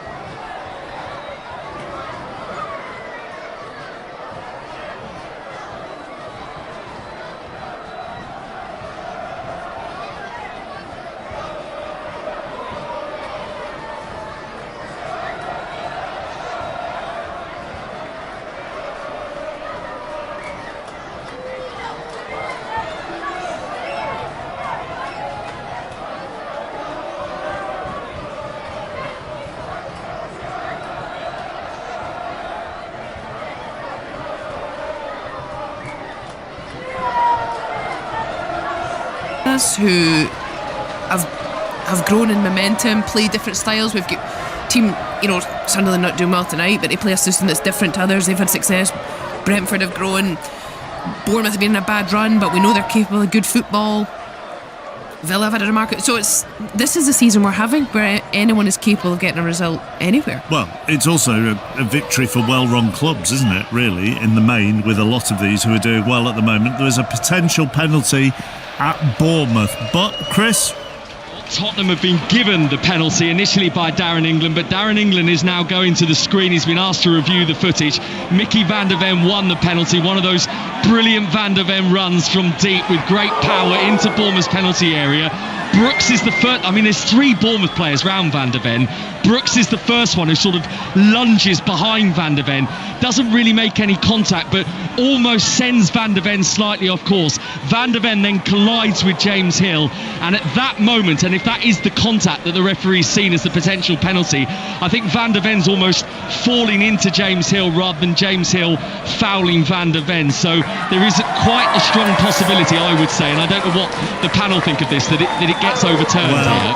I dread to ask Rachel at the moment. I'll come back to Rachel because there could be a penalty at St James's Park as well. In fact, there is. Ailey Barber. Yes, there is a penalty, although VAR are checking that at the moment. But it's Malik Chiao who's had a bit of a nightmare first half. It was his slip that let Calvert-Lewin set up Aronson for Leeds' opening goal. He was on the way down towards the ground, and it looks like he's hit the ball with his elbow as he's been falling, as it was about to fall to Calvert-Lewin's feet. Calvert-Lewin instantly was requesting a handball and a penalty, and the referee awarded it. He is now just moving everybody back. I'll just give the information, Ailey, that the you can give it if you've got it. No, not on yours. The Spurs penalty has been overturned by VAR, much to Mickey van der Ven's fury. So it is not a penalty, and Bournemouth still lead Spurs 2-1. This one is a penalty. It has been reviewed by VAR, and the decision is a handball. So Malik Chiao, it hits off his elbow as Calvert-Lewin was preparing to try and control it right in the centre of the penalty area. He's now got the ball on the spot. The Leeds forward looking for goal number 9 of the season, and the fans behind Nick Pope doing their absolute best to try and put off Dominic Calvert-Lewin, who stands and shuffles his feet, moves forward and slots it beautifully past Pope. Pope dived the wrong way. Calvert-Lewin on the score sheet, 9 Premier League goals this season, and it's given Leeds the lead once again right before the break. Newcastle 1, Leeds 2. Half-time whistle has gone though at Burnley, and we will go there after news of another goal at Fulham. John Southall. And the 10 men are back in it. Fulham 1, Chelsea 1. Came from a corner on the right-hand side, off the crossbar, back to Liam Delap, who finished it off for his first league goal for the club. And what an important one. Fulham 1, Chelsea 1. It's mad. Liam Delap, I spoke about him before, tried to get him to Derby. Justin Walker, who's now the assistant manager going to be at Chelsea, was at the academy manager of Liam Delap when he was at Derby County as well, and I'm sure Justin's watching as well, thinking we've got him eventually, and he's give the team a chance with 10 men. Well, they've let them back in a bit, haven't they, John? I mean, obviously they let them back in because they've scored, but they've been on the front foot for the last 5 or 10 minutes. Yeah, they have. They made a change, actually. Enzo Fernandez went off, didn't look massively pleased about it, and Reece James came on. Never since then, they've just clicked into gear, Chelsea. Moises Caicedo had a chance on the edge of the area, straight at Leno. Cole Palmer also, great work on the right-hand side, just glided past the defender, and his shot was saved by Leno at the near post. Then the corner, it came off Robinson onto the post, and there was Delap. So can Chelsea go on and win this? Fulham 1, Chelsea 1. City have come close to a second at the Etihad. Lee. Haaland could have had a hat-trick in the last 3 minutes. He's had one shot deflected wide from the edge of the area, one go straight at the keeper, and then Cherki's just centred a corner. Good flicked header. Kadioglu on the line, perfectly placed, a head away from the goal. Brilliant clearance. And if this fan in front of me whistles one more time, I am going to scream. Manchester City 1, Brighton 1. Let's get details on that first half at Burnley. Very good 45 for the home side. Chris Coles. A very good first half for Burnley. They'll be delighted with that half. Change of system for Manchester United, but no change in their fortunes. Aidan Heaven's own goal, the difference. Bashir Humphreys' cross, Heaven's outstretched leg, looped into the far corner. Manchester United have had chances. A Martinez goal from a corner, disallowed for a foul on Walker. Šeško's header well saved by Dubravka. Ugarte volleying just wide. Cunha's had an effort. Dorgu's had a chance cleared off the line. But despite that list, Manchester United haven't looked particularly fluent, and Burnley do carry a threat on the break. Lucas Pires shooting just wide from the left. Burnley will be pleased, Michael, less so Darren Fletcher and Manchester United. Yeah, he'll be looking obviously to improve in that second half. I felt like towards the end of the first half, Manchester United were improving. That chance, as you mentioned, that slide pass from Bruno Fernandes in behind Walker, Dorgu dinked it over. Esteva, wonderful clearance off the line. They've been desperate in their defending late on. And full credit to Manchester United towards the end of that first half. There was that cruel deflected goal. Other than that, Burnley haven't really created much. They've showed fight and desire, which is obviously something of a must. But now, as that new manager and Darren Fletcher's got to find a formula, because Manchester United cannot afford to lose this game. Long way to go, Mark, but there might be a wry smile from Ruben Amorim if their first game up to his departure is a defeat to a team playing 5 at the back. Burnley 1, Manchester United 0. I was thinking to myself, I've just watched the celebration at Bournemouth where I was thinking, goodness me, that player's pumped up. And then I've just seen the goal he scored and thought, do you know what? Fair enough, Chris Wise. He deserves to be pumped up after that. Yeah, I'd be celebrating it in the same way if it was me. It's João Palhinha, and it's 2-2 between Bournemouth and Spurs, and it's a bicycle kick from João Palhinha on the edge of the 6-yard box from a Spurs corner. The ball was loose, it was bouncy. Palhinha got his back to goal and then gets up with brilliant agility and flexibility, and he manages to send the ball all the way across the goal of Petrovic into his bottom right-hand corner. I mean, we had Romero scoring a bicycle kick for Spurs, didn't we, a few weeks ago at Newcastle United? This one tonight, big upgrade, because it's a brilliant execution from Palhinha, and Spurs showing some spirit. 2-2, 10 to play. Going to go to Brentford next. Conor McNamara. Yes, a bit of a worry for Brentford. Igor Thiago, 2 goals tonight, 16 in the Premier League this season, went down injured. He was lying on the deck for the best part of a minute. They're actually going to replace him now. He did get back up to his feet. Play was able to get back underway, but they won't take any chances with Igor Thiago. The form that he's been on, the importance that he plays for this Brentford team. Brentford leading Sunderland by 3 goals to 0. Reece Nelson is going to come on ahead of Igor Thiago here. Let's go to Everton, where they are looking at a VAR check for a red card for violent conduct. And I'll be honest with you, Sarah, I actually can't work out what they're looking at here. So what I think it is, Thomas Kirk is at the screen at the moment. Michael Keane and Tolo Arakadare went up for a challenge, the two of them together. Michael Keane was just behind Arakadare and he pulled the back of his braids. So I think it will be towards pulling that hair, and it's going to be a red card now for Michael Keane. So he is sent off for pulling the braids of Tolu Arakadare in that challenge when the two of them were going up for the ball. So the referee Thomas Kirk has just confirmed that and shown the red card to Michael Keane here at the stadium. So Everton now are down to 10, and it is Everton 1, Wolves 1.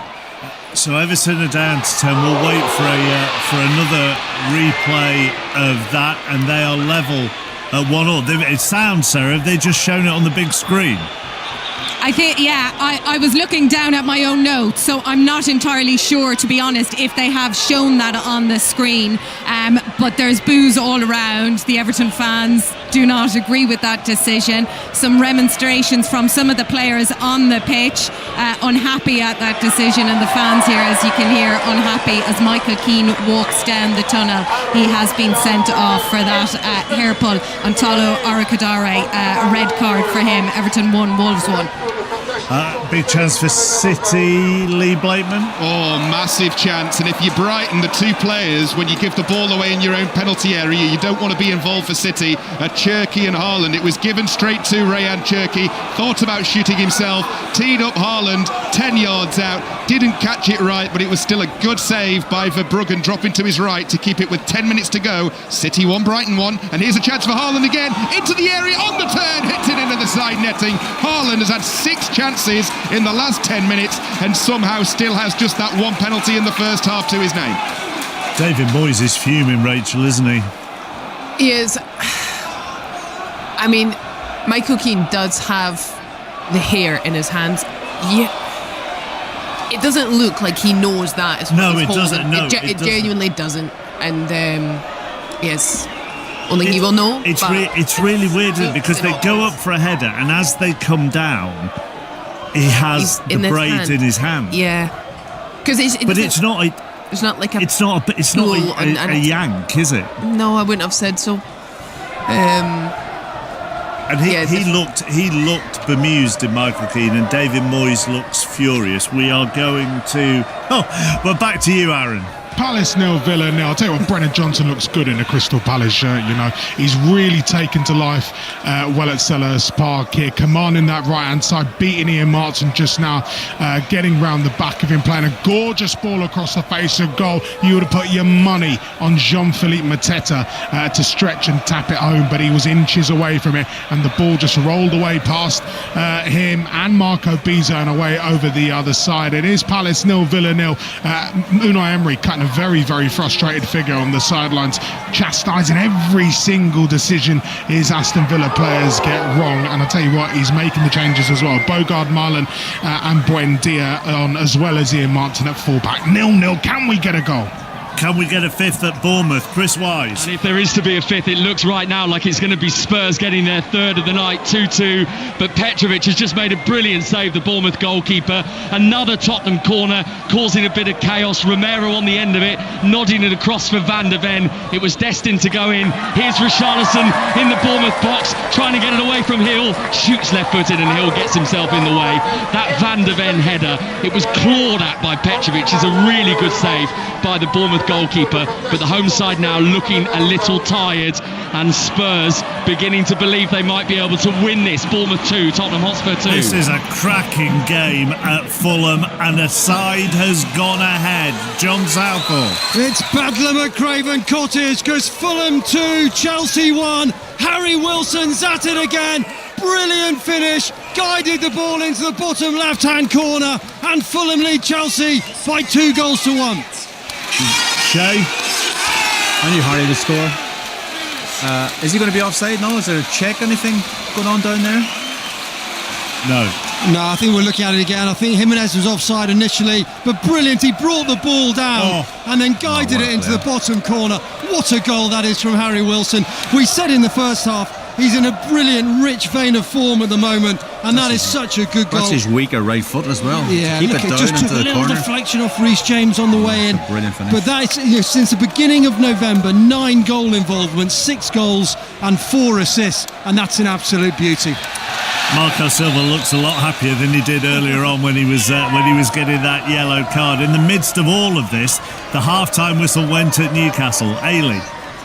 A really lively first half here. Two teams loving the high energy football. They're going at it, a really good edge to it. We've also seen some goals. Leeds took the lead after a slip by Malik Chiao, let Calvert-Lewin nick the ball, play through it to Brandon Aronson. Great finish by Aronson. Newcastle responded brilliantly, although their goal was just a delight. Great skill by Gordon, flicking it over the defender's head, playing it into Voltamada, who had the deftest of touches into the path of Harvey Barnes to smash it past Perry. And then Newcastle had their tails up. Leeds forced back, but on a rare foray forward were able to take the lead. Chiao knocking the ball away from Calvert-Lewin with his elbow. Penalty awarded. Up step Calvert-Lewin for his 9th of the season. Newcastle had one disallowed early on, Fabian Schär fouling the goalkeeper, and then right on the stroke of half-time it all got a little feisty when Joe Linton went down dramatically in the box. Free kick leads the decision. Yellow card for the Brazilian for the dive. He was incensed. The fans were incensed. Referee Michael Salisbury booed off the pitch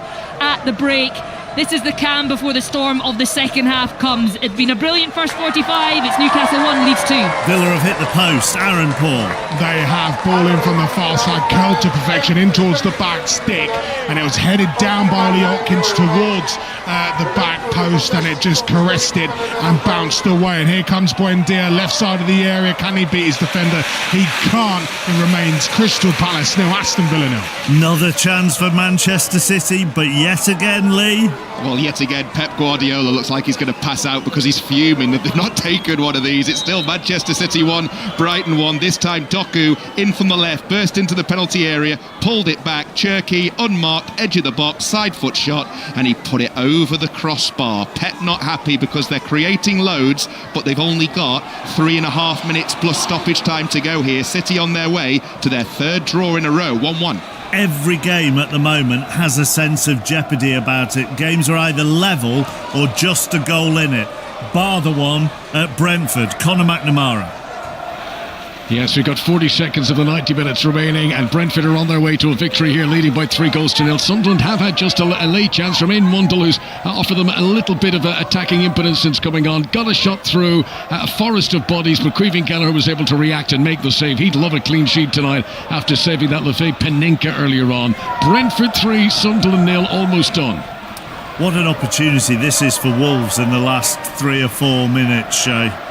Yeah, I mean, they've had a couple of good results in the last couple of games, and it's amazing when you win a game of football, the belief and the confidence comes back into the team. I think it's still a long way back, obviously, for any sense of survival, but at the same time, they've given their fans something to sing about. And it is more interesting to follow the game with 1xBet. Sign up with the promo code FLASHSCORE and get an increased bonus up to €189,280. Welcome to our audio commentary coverage.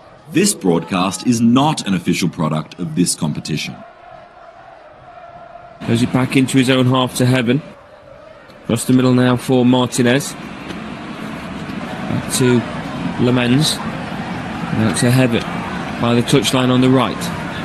Heaven plays this back to Lemens. Now to Martinez.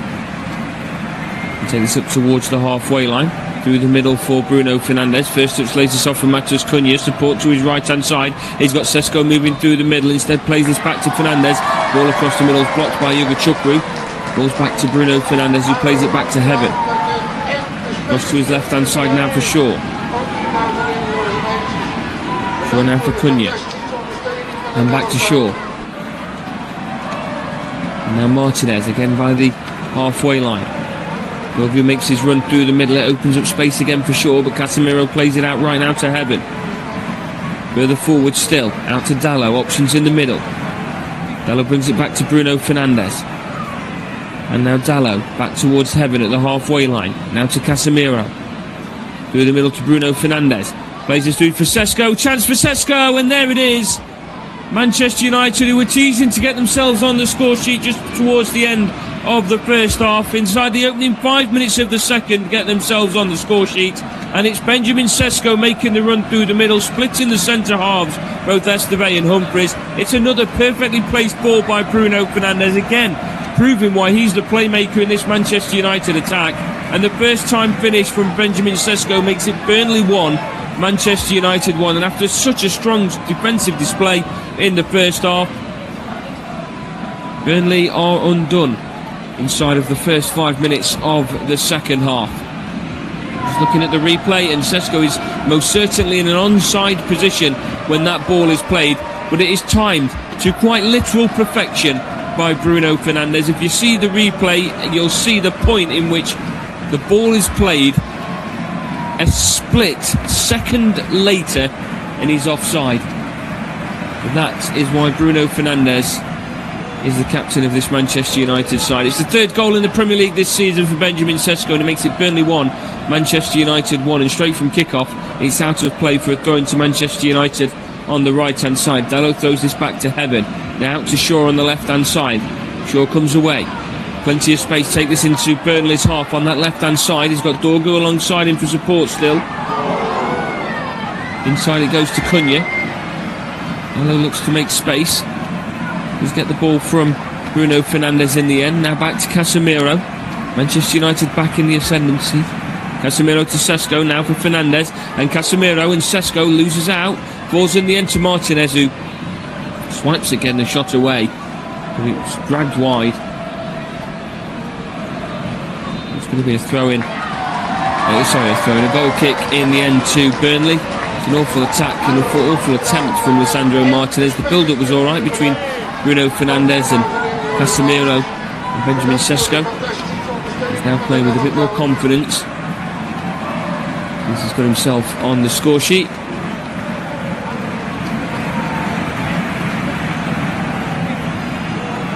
And Dubravka will take this goal kick from the left-hand side into Manchester United's half, brought down by Brozier. Now for Maybury, back to Brozier on the edge of the area. Casemiro closes him down, but Brozier's got the better of him into the area. His cross is blocked, and it's going to be a corner to Burnley on the left-hand side. And that goal seems to have woke them up from the half-time break. He's very slow getting going in this second half. Brozier, he got away from Casemiro all too easily. It was Lisandro Martinez that was covering across. It clearly was the right thing to do. We've got a corner from the left-hand side. And across goes Maybury to take. Up from the back, we've got Esteve, Humphries and Laurent all in the area at the moment. We're surrounded by players inside of the 6-yard box. And swinging corner on its way towards the back post, headed away by Dorgu.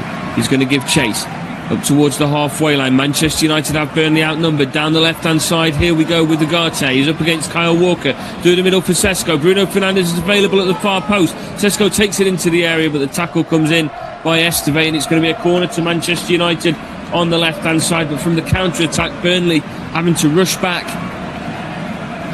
to cover all bases. You can see the corner, but it could have been so much worse. From the left-hand side, Bruno Fernandes will have an in-swinging corner to take. Burnley are back in numbers, everybody back for them. In-swinging corner it goes towards Sesko, headed away by Esteve, unchallenged. Out to Cunha on the edge of the area. Bruno Fernandes now on the left. Cross comes back in, can't beat the first man as Brozier gets the clearance in. Now to Cunha, sends this goalwards, but way too optimistic. And we'll have a goal kick to Burnley. And Martin Dubravka will just settle things down. He'll play this out to his left-hand side. It's with Humphries, goes in search of Luca Perez down that left-hand side, but Dalot controls this and plays it back to Lisandro Martinez. Up towards the halfway line, left foot ball away over the top. Fernandes finds himself in space, a chance to make it 2, and it's tipped wide in the end by Dubravka. Fernandes, who they've been off balance. There's going to be a goal kick, in fact, to Burnley. I gave perhaps Bruno Fernandes a bit too much credit as the ball goes over the top, comes off the head of Humphries. Bruno Fernandes, who was slightly off balanced, pushes it with the right footed effort, and the referee says it didn't come off the hands of Dubravka before hitting the outside of the post. Burnley 1, Manchester United 1 is still the scoreline, and the visitors are starting to pressure the hosts now. Where it goes by Dubravka. Headed back into Burnley's half by Ugarte. Now Brozier. Florentino over the top into the channel, but there's nobody there as Martinez tries the exact same thing for Dorgu on the left-hand side, who is equal to the run. Ball across the middle, turned behind by Esteve. It was into the path of Sesko. And the Manchester United corner on the left-hand side. Darren Fletcher's first and potentially only game in charge of Manchester United's first team before they do appoint a new manager. The expectation is that Ole Gunnar Solskjaer will return with an interim role until the end of the season. In-swinging corner from Bruno Fernandes, back in towards the 6-yard box, back post headed wide by Evan, and a goal kick to Burnley, and he almost had a chance to redeem himself after the own goal in the first half. He was surrounded by multiple Burnley players as Walker nudged him away. He nudged him directly towards the ball. It turns out that Aidan Heaven then had a free header as the ball came over to him. And Casemiro was just behind him, tussling with Yugachukwu. And Heaven as well as Casemiro, multiple Manchester United players know that there's a chance that has gone begging. And kick away by Dubravka, out of play for a Manchester United throw-in on the left-hand side. Luke Shaw will be the one to take this. And down the line for support, we do have a change being made now by Burnley. Anthony will be coming on for Maybury. So a like-for-like change on that wing for Burnley, as they've just been overrun slightly at the moment.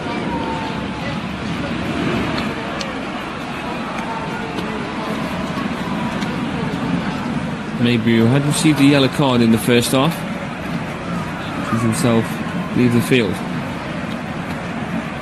First through the middle for Dorgu. He's gone down, wants a free kick, waved away by the referee. Now out to the left-hand side for Luca Perez. Finds Edwards. Edwards' touch diverts this away from Heaven. Now to Anthony. Anthony back and gets the ball back inside the area, crossing towards the middle, headed away by Martinez. It's still on the edge of the area now with Humphries. Humphries loses out and it falls to Ugachukwu, who's under pressure from Ugarte and Cunha. Out to his right-hand side for Walker. Walker plays this back for Laurent, and across the middle it goes to Humphries. Now Humphries to the left-hand side, now with Edwards. Edwards has the overlapping run for support by Luca Perez. Cross comes in towards the middle and it's caught by Lamens inside the 6-yard box. Rolls us out now to Shaw on his left-hand side. Dorgu holds his run just to cover as Luke Shaw drops the ball back. Dorgu continues his run further down left. Now with Martinez. Outside of the centre circle, through the middle for Casemiro. First time pass for Cunha. Cunha's got support with Sesko. Bruno Fernandes has dropped back 5 yards, gets the ball at the halfway line. Now to Dallo. Dallo into his own half for Heaven. Heaven now out to the left-hand side for Martinez.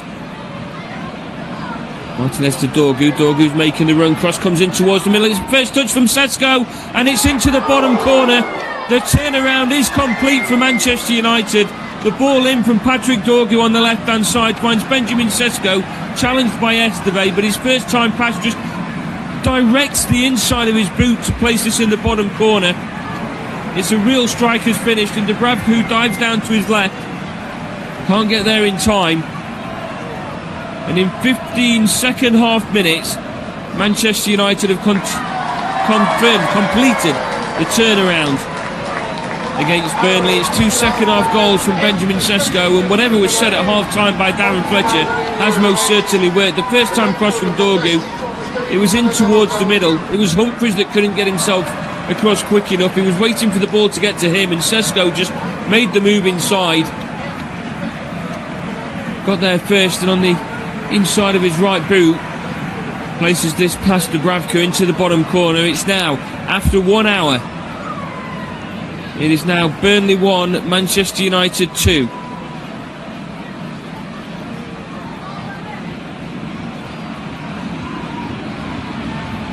And now we will see multiple changes by Manchester United. And as Bruno Fernandes gives the armband over to Lisandro Martinez, we will see Joshua Zirkzee, who was playing in the number 10 role the last couple of games, coming on in his place.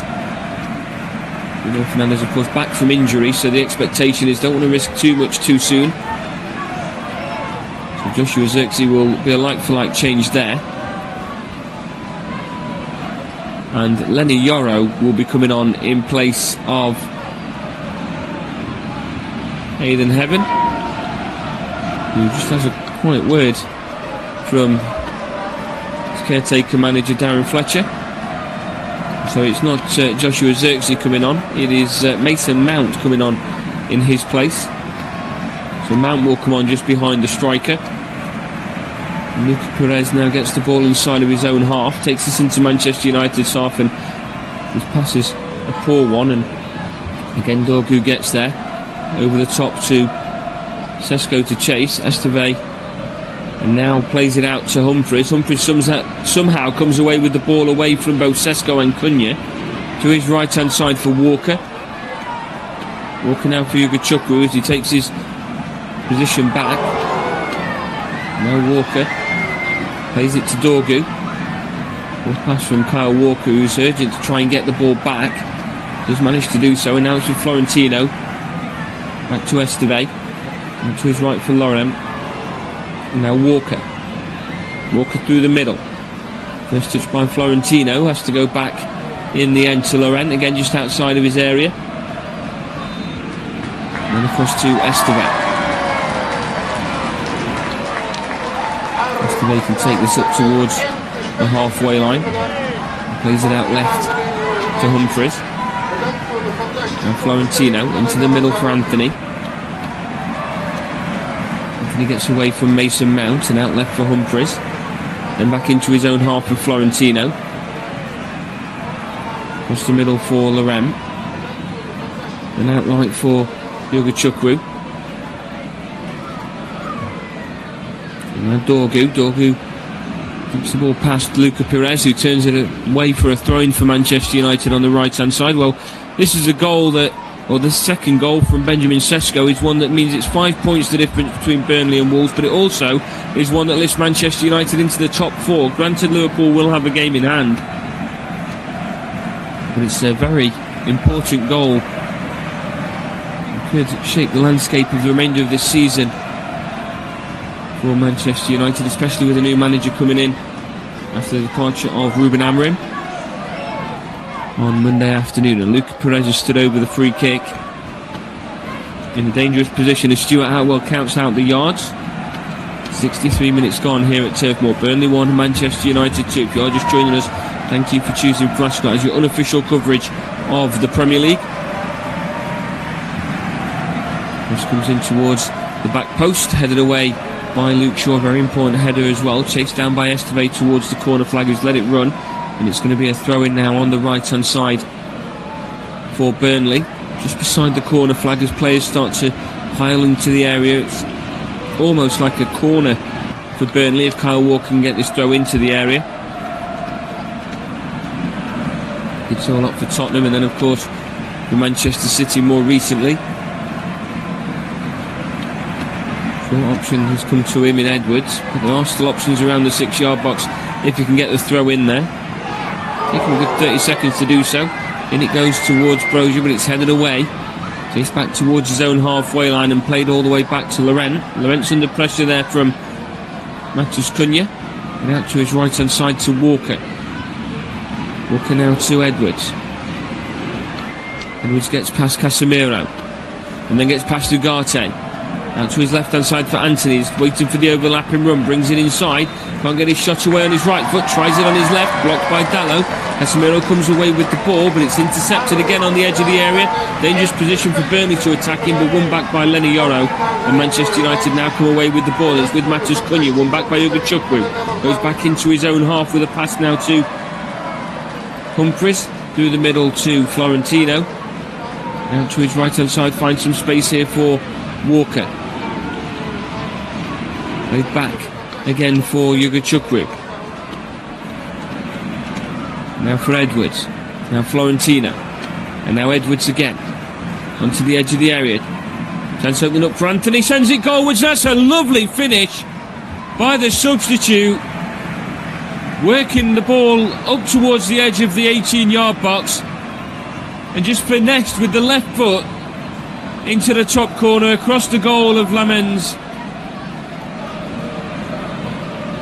Burnley are back on level terms, and although when Manchester United equalised, they pushed to get the second goal, but since they went 2-1 up, it has been Burnley really trying to get themselves back into the game. It's been Manchester United on the back foot, but the pass in the end to Anthony just inside of the area. It's a lovely finish into the top corner. The ball just sailed as soon as it left his foot. It turned onto the inside. It was Edwards' ball through the middle. He found himself some space. He was up against Martinez, prepared for a right-footed shot, and as instead of shooting, he dragged it inside. Martinez couldn't adjust himself in time to switch his body across. He opened up the chance for Anthony to play that into the far corner, and it is now, with 66 minutes gone, Burnley 2, Manchester United 2, and straight from the kick-off Burnley get possession back on the left-hand side with Luca Perez. Loads it out to Dallo, and now inside to Casemiro, out to his left-hand side to Luke Shaw. Shaw back into the middle for Martinez. Martinez forward, first touch from Cunha, loses out on possession. It's with Brozier. Back to Edwards, he's tripped, wants a free kick, then Brozier's tripped, wants a free kick, and the referee is going to give it for the initial tackle on Edwards. It's going to be a free kick to Burnley. Really had a choice of which one he wanted to blow the whistle for, but pulled it back, and I think it's the right decision on both occasions. Challenge from Shaw just too heavy, and then Brozier I think was just tripped by Casemiro seconds later.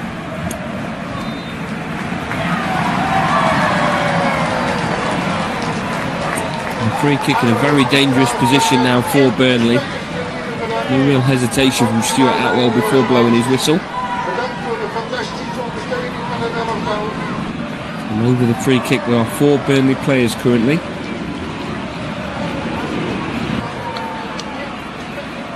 As Anthony is just pushing away Luca Perez, who was one that was wanting the free kick.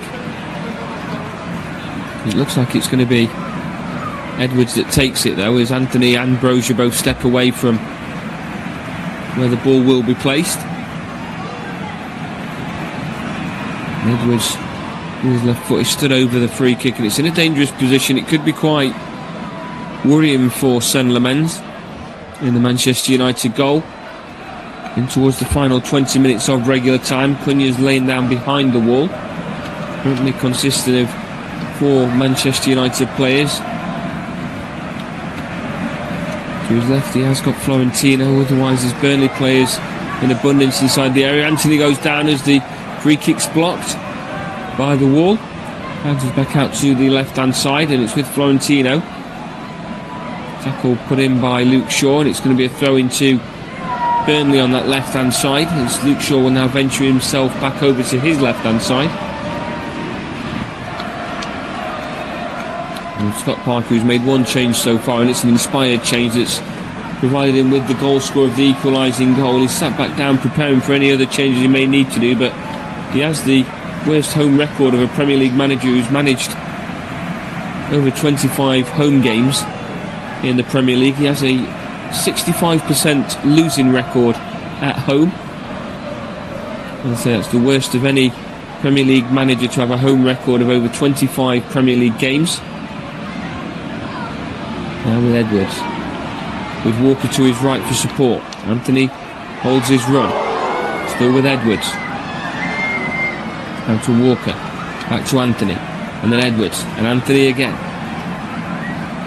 And now with Walker, Edwards still on that right hand side.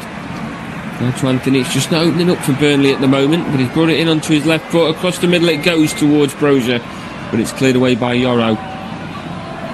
Headed down by Esteve, and over the top for Sesko to chase on the left hand side. Chance here for Manchester United, but he's had to go back towards his own half with the pass, as Burnley are back in numbers, and now it's with Dorgu. Now to Casemiro. Dorgu still with space on the left hand side on the edge of the area. Gets the ball back, couple of step overs, brings it in, gets his shot away, but it's blocked. Gets the ball back though, still on the edge of the area. Now to Cunha, out to his left hand side for Casemiro, but Casemiro moves centrally, and Lauren gets the ball away for Burnley into Manchester United's half, and it's a chance for them to regroup at the back. Passed out now to Martinez, just outside of the centre circle. Has Ugarte for support, plays it short to him, and back across to Martinez, with Shaw to his left. Now inside to Cunha, out to Mount. Mount now for Dallo. Cunha still for support. Casemiro making a run forward too, instead goes back to Ugarte. Outside of the boot pass, rights the pressure from Edwards, but Shaw maintains possession through the middle. Sesko turns on the ball, but his effort just goes straight down the throat of Martin Dubravka. He rolls this out now to Yugachukwu and tries to launch a counter-attack for Burnley. Through the middle, it's with Brozier. He's got Anthony alongside him to his left. He's got Edwards to his right. Brozier chooses to go it alone. Well-timed tackle by Ugarte now for Casemiro to come away with the ball. Forward to Sesko, now to Mount, back to Casemiro. Out right to Cunha. Inside of United's half still. Down the right-hand side, continues his run. He's going to be chased down by Florentino. Cunha takes this into the area on the right-hand side, across to Sesko. Takes the first touch, and a second, he can't get a shot away. Ugarte was waiting for the ball on the edge of the area, but Sesko wanted to go it alone, and instead it's going to be a throw-in on the right-hand side for the visitors. And we've got 2 more changes in preparation by Darren Fletcher. Joshua Zirkzee will eventually be coming on. We'll also see Kobbie Mainoo in his return back from injury coming into the game. Now with Martinez into the opposition half. Gives this back for Ugarte through the middle. Now for Sesko. Now Cunha to Mount. Mount loses out to Yugachukwu. And the chance here now for Burnley, still inside their own half as Yugachukwu plays it forward to Anthony. Out to the right-hand side, he's got Edwards. He's got plenty of space inside his own half. Waits for the pressure to come to him and then gives the ball to Edwards. Down the right-hand side still, Kyle Walker's making a run to the corner flag. Cross is blocked by Lisandro Martinez, and the referee, the linesman in fact, has said that came off Kyle Walker last. And the referee's taken the advice from his linesman and given that as a goal kick to the visitors. And that is a great spot by the linesman as Walker's just nipped that over the top of Martinez, and now we will see those 2 changes as Cunha's going to leave the field for Zirkzee. And Kobbie Mainoo's going to come on. I'm just going to see who it is that's coming off in his place. It's Casemiro. So 2 like-for-like changes. I imagine Zirkzee's going to go directly behind Benjamin Sesko, and Mason Mount perhaps will move out to the left-hand side to the right-hand side where Cunha was occupying. And of course, Kobbie Mainoo will sit just in front of the back 4 alongside Manuel Ugarte. And the goal kick short to Martinez, out to Shaw. Shaw down that left-hand side towards Dorgu, headed away by Laurent. Kept in play by Walker, over the top towards Brozier, surrounded by 3 Manchester United players, and Ugarte will play this out to Shaw. And comes away with the ball as he gets it back from him, down the left-hand side, now to Dorgu. Back to Shaw. Across the middle to Martinez. To his right he has Lenny Yoro. Through the middle it goes to Mainoo. Now to Yoro. Now Martinez. Inside of the centre circle in his own half, entering in towards the final 15 minutes of regular time at the end of the game. Now to Shaw. Now to Mainoo. Back to Shaw. And now Mainoo. Comes back and goes to Ugarte. Through the middle by Zirkzee. Lays this off to Shaw on the left-hand side. Now for Dorgu. Back to Shaw. Up against Walker. Shaw goes into his own half and under pressure here. Brozier nearly gets there ahead of Ugarte, who's had to throw in a last-ditch tackle just to stop Burnley from having a good chance of taking a 3-2 lead and completing a turnaround of their own. Now with Mainoo out to Shaw. Shaw down to Dorgu. Dorgu on the edge of the area, plays it back, but it's only to Anthony.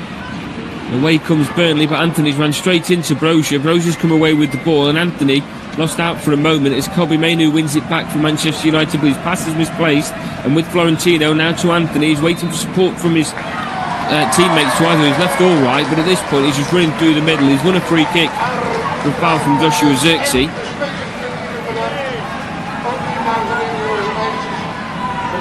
We'll see another change by Burnley, and Lyle Foster's going to come on. It's going to be the end of the game for Armando Brozier. A like-for-like change for Burnley. It just seems to be tired legs. There's moving forward there was Edwards. He was trying to break away and launch a counter-attack for Burnley. Anthony's had one a moment ago as well, but Brozier's just struggled to continue with the energy pushing forward. Lyle Foster will provide a lot of energy in that final third for Burnley, and it's exactly what they're needing currently. Free kick just inside of their own half now with Walker. Walker towards Foster on the edge of the area. He's gone down, wants a free kick by the tackle by Martinez. He's not been given it, and Shaw comes away with the ball on the edge of the area. Now to Martinez. Back to Shaw. Shaw down the left-hand side. He actually gets there in his trips, and it's going to be a free kick to United. As Walker helps him back to his feet. Dorgu will take this short to Shaw. Now to Martinez. Across the middle to Yoro. Now from Mainu, back for Yoro, up towards the halfway line on the right, he's got space. Continues his drive forward. Through the middle for Sesko. Lays this off for Mount. Mount to his left-hand side for Shaw. Options in the middle, Shaw's cross comes in towards Xerxes. Headed away, it's still with Mainu on the edge of the area, now for Dallo. He's not to get the cross in first time. Plays it back to Mainu, who does get the cross in. Cleared away to Yoro on the edge of the area. Back to Dallo. Plenty of time to line up across. Gets it in towards Yoro. His header's taken a deflection. And I think that's going to go behind for a goal kick after it ricocheted back off of the head of Lenny Yoro. Dallo just preparing to put the cross in originally. Seemed to lose his footing and slip slightly.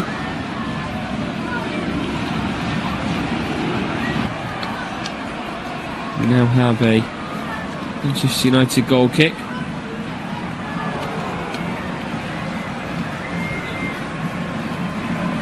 And it goes by Lamens. Towards Sesko, who's already got a brace in this game. Headed on in that direction by Mainu. Away by Laurent. To Foster. Back to Laurent inside of his own half. Over the top for Foster to chase, but it's taken a bounce and goes all the way through to the Manchester United goalkeeper. Holds onto the ball inside of the area, drops it and plays this out through the middle. Turn on the ball in plenty of space now for Manuel Ugarte. Can turn up into Burnley's half, out to the left-hand side for Dorgu. Options in the middle still for him. Finds the overlapping run from Shaw. Cross takes a deflection on its way through. Sesko heads it goalwards. It's been cleared. It's ricocheted back off Shaw, but away it goes by Ugachukwu up into Manchester United's half. The men's comes quite far out to bring the ball down under control and gets the ball up in the air. Headed away in the end by Ugachukwu. The referee's given a free kick to Manchester United inside of their own half for offside against Lyle Foster. Moved from an offside position. It's a challenge for the ball. Played short now to Mainu. Mainu through the middle. Xerxes turns on the ball but loses out. Now to Foster. Foster tries to get there alongside Shaw. In front of the dugout now. Plays this back to Walker. Walker all the way back to Dubravka. And clearance upfield, brought down by Foster. Now for Edwards. Through the middle, it's a late tackle and a free kick to Burnley. Edwards just holding on to his shin and ankle area, and Kobbie Mainu may well see himself in the referee's book. Instead, no, Stu Howell's just going to have a brief chat with him. A late challenge from Mainu. Ugarte wasn't happy with the reaction from Edwards. And they do come keen when the studs hit the top of the boot. And a free kick now that Kyle Walker will take. Burnley regrouping quite high up the field into the final 10 minutes of regular time. Burnley 2, Manchester United 2 here at Turf Moor. Walker's switch ball over to the left-hand side, left to run by Dallo. We're throwing to United on that right-hand side. And across to take. Not many options for him. Finally gets the throw off through the middle for Xerxes. Out to the left-hand side now for Shaw. And a breakaway becomes apparent for Manchester United again. He's got Sesko making a run through the middle. He's got Dorgo to his left. Takes it to the edge of the area, gives it to Xerxes. His effort's blocked, back to Dorgu. In towards Sesko, sends it goalwards, but it's held by Dubravka on the second attempt. Holds on to the ball. And waits for his players to regroup, but he spots Lyle Foster on the left-hand side. Long ball over the top for him to chase down. Tries to beat his man. The tackle comes in by Martinez, and it's turned behind for a corner for Burnley out on the left-hand side. Across goes Anthony. Goal score of Burnley's second. Take this in-swinging corner. Takes a drink from the side. It gives time for the centre-backs to make their way into the area. Still one breaking play available for Scott Parker, should he choose to use it, for any changes he may wish to go with.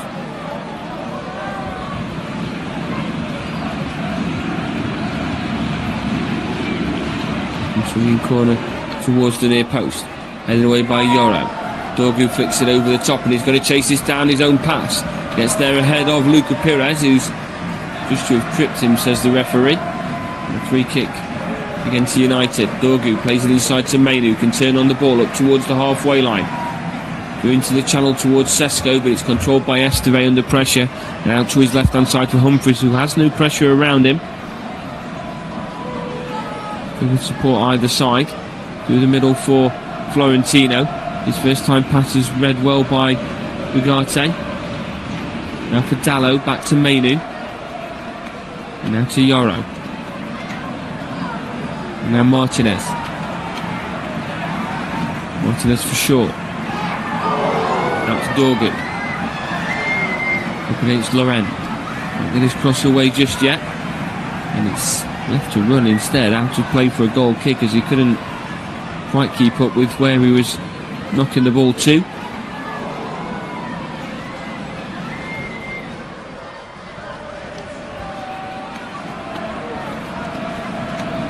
will have another goal kick for Burnley, and again Rafka's just slowing things down at this point. We'll see a change.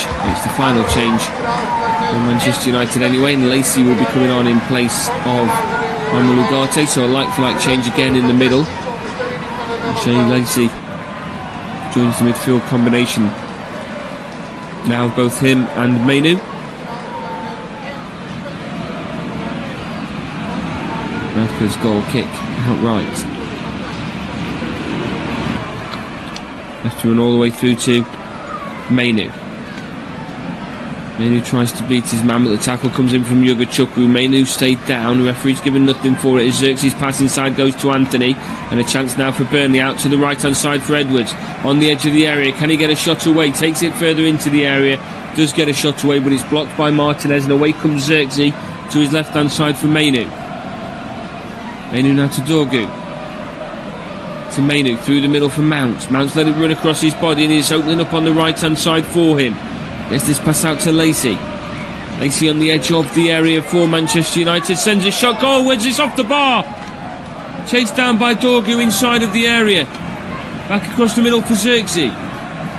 Now on the edge of the area, sends his low effort wide, and it's going to be a goal kick to Burnley. But my word, what an introduction that could have been for Shea Lacey. Brings it in very similar to the goal that Anthony scored. It was just a bit too high and it's just cannoned back off the crossbar. Yes, Dubravka absolutely clueless as he threw himself across. I think any goalkeeper was reaching that. Well, that's an applause from his manager from his first introduction into the game. The goal kick now for Burnley.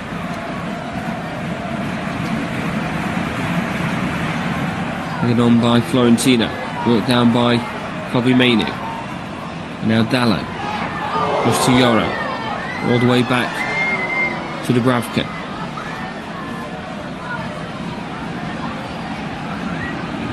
Now Sesko's going to chase this. The way it goes by Loren. Brought down by Edwards. He's still got space. Manchester United continue to leave him space, and he's effectively the cog in the wheel that's working for Burnley at the moment. Anything they are creating is coming from him. Now with Humphries. Back to Anthony. All the way back into his own half here for Esteve. Helps it back to Dubravka. Out to Laurent on his right. Into the middle for Yugachukwu. Out to his left hand side. Esteve. Now for Humphries. Humphries with a very powerful pass back to Dubravka. Almost concedes a corner, but Dubravka's clearance away on the left hand side, headed down by Dallo. Now with Mainu nudging the back there from Yugachukwu. Free kick to Manchester United. So just outside of the centre circle, it's with Mount stepping over the ball. Martinez sets up ready to take this free kick.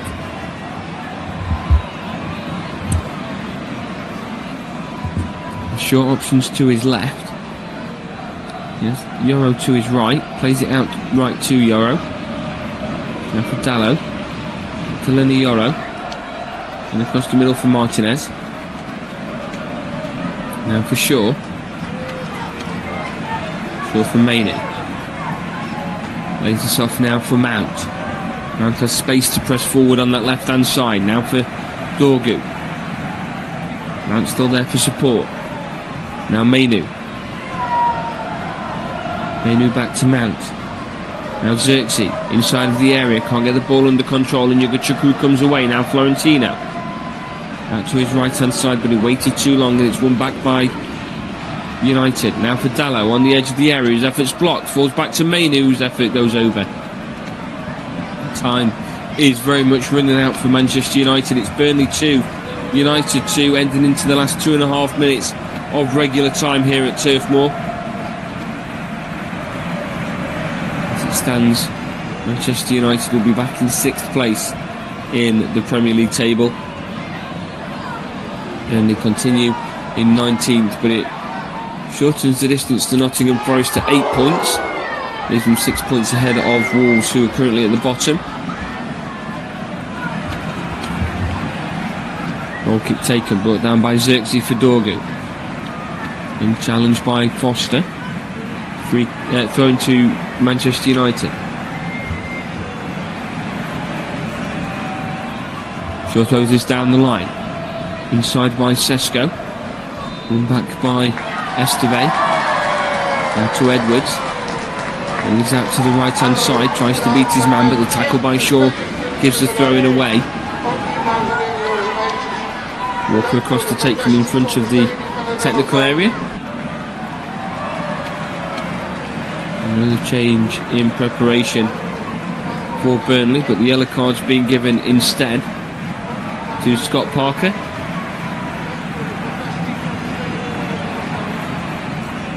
Actually, I don't believe it is Scott Parker that's received the yellow card. I believe it's on the bench. No, it is Scott Parker that's received the yellow card, but the substitute is being told to sit down by the fourth official prior to the substitution being made. So a bizarre turn of events at this point. And now with Martinez on the edge of his own side's area, we're prepared to take this free kick. It is Son that is on the touchline, warmed up, ready to go, that's waiting for the final instruction. That's just a moment ago been told by the fourth official to sit down. Now with Dallo. Now Lacey. Back to Yoro. To the edge of the centre circle, to his left hand side now for Martinez. Over the top, left to run all the way through, and Dubravka will watch it go out of play for a goal kick.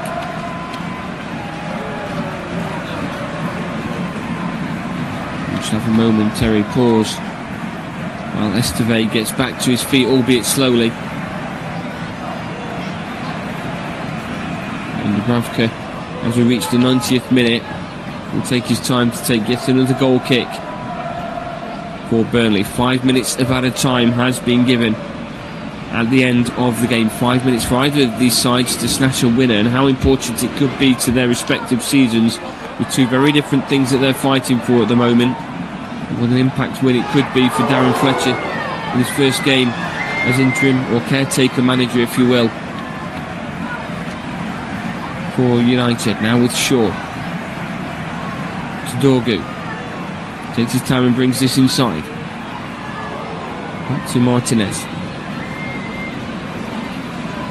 Martinez back down the left hand side for Luke Shaw in plenty of space. Now Mainu. Now Martinez. Doing well for Mount. Mount out to Dorgu on the edge of the area. Cross comes in towards the middle, brought down by Xerxes. Chased down by Yogachukwu. Up towards the halfway line. Yogachukwu continues to go. Mainu gets there first. Feels like he's been held back. No free kick given as Mainu comes away with the ball in the end anyway.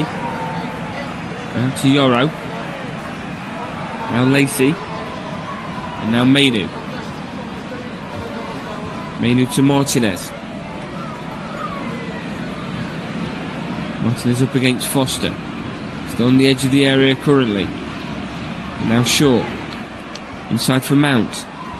Cross comes in from Mount to Shaw. He can't get it under control, but he had plenty of space on that left-hand side in a very, very dangerous area inside of the area.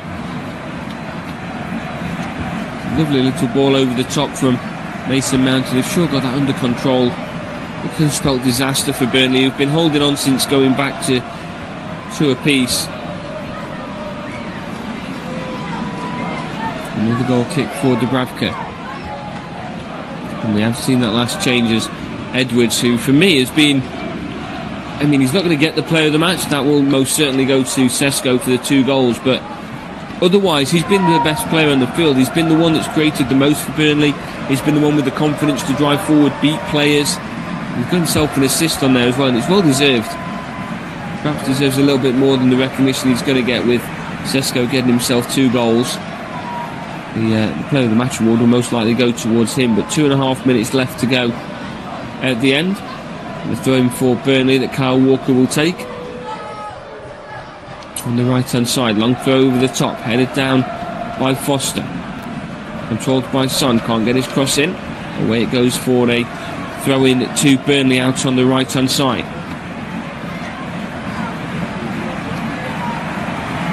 Walker will now come across very slowly to take the throw in. It's equal with the penalty spot out on that right hand side. Looking for options again in and around the penalty area, the 6-yard box more in particular. Goes it down the line for Son. Son's cross blocked by Shaw. Balls back to Walker, back to Son. Still Shaw alongside him. This is clearance away. Doesn't get very far though. And Walker, and a tackle by Dorgu, gives the throw in to Burnley about 3 yards further back than where they were just a moment ago. Still with Walker. Equal with the edge of the area this time. Down the line towards the corner flag with Son. Up against Dorgu and Shaw. It's Shaw that comes away, but linesman flags and says that holding on to the back of Luke Shaw is worthy of a free kick. It's by the corner flag where the men's is going to take this, and Lyle Foster's saying that he should be taking this from further back, and he's going to receive a yellow card for his dispute, saying that the foul took place beside the corner flag, and that's exactly where the free kick should be taken from. But the referee's not going to take too much time in booking the Burnley substitute. Lyle Foster goes into the book.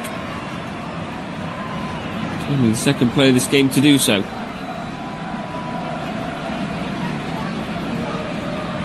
Midfield it goes, flicked on by Sesko towards Xerxes.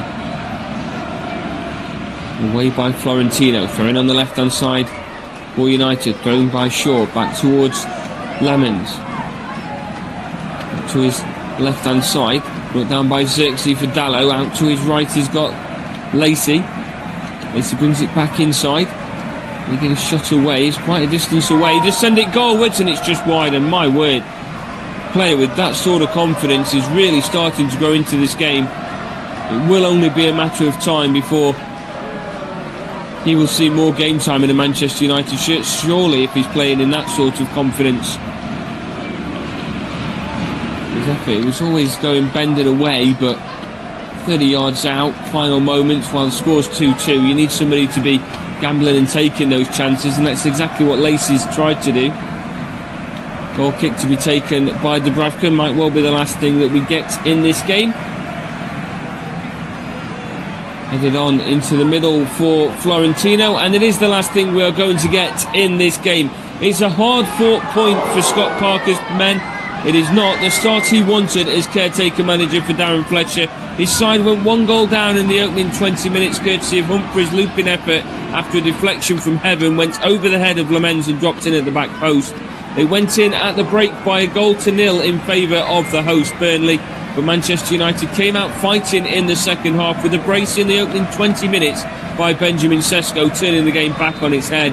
But then a moment of brilliance from substitute Anthony, from his left foot finesse into the top corner, drew things level once again for the hosts. The two sides fought and fought, but neither could be separated.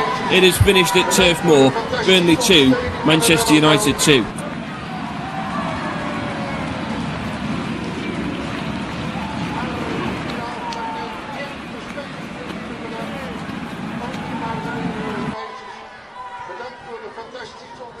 Had a goal.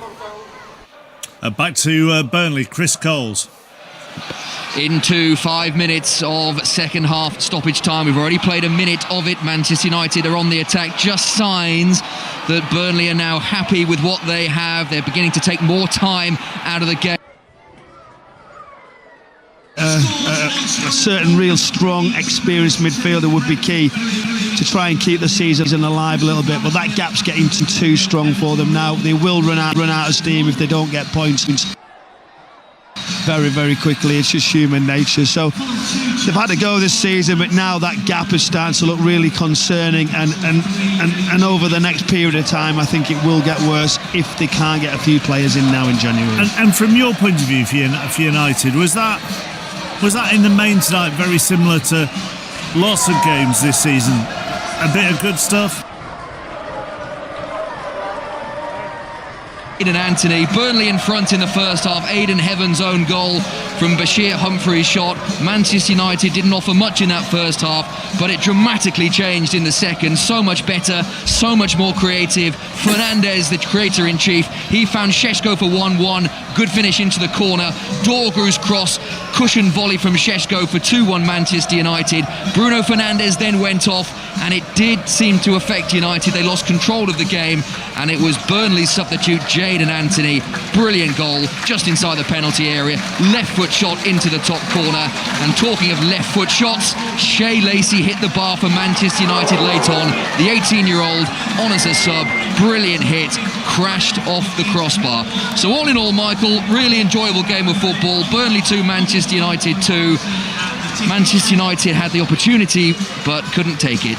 Yeah, just having a look now on the monitors. Omar Berardi, Jason Wilcox looking on. They were in good spirits before the game. The pressure was set towards Darren Fletcher to try and rescue Manchester United's season. It was a really poor start, wasn't it, with a deflected goal. They were unfortunate when you've seen Aidan Heavens just knocking it into that far corner, but they showed a real belief the start of the second half. They grew in the game, they created opportunities, and Šeško has been criticised on regular occasions with two really good finishes. The quality from Jadon Anthony coming on the bench with a wonderful finish kept the game alive. Manchester United threw everything at it, but it just wasn't to be. A really good game, actually. I said the referee was slightly vindicative towards the end, but you feel like Manchester United will be disappointed. Where do Burnley go from here?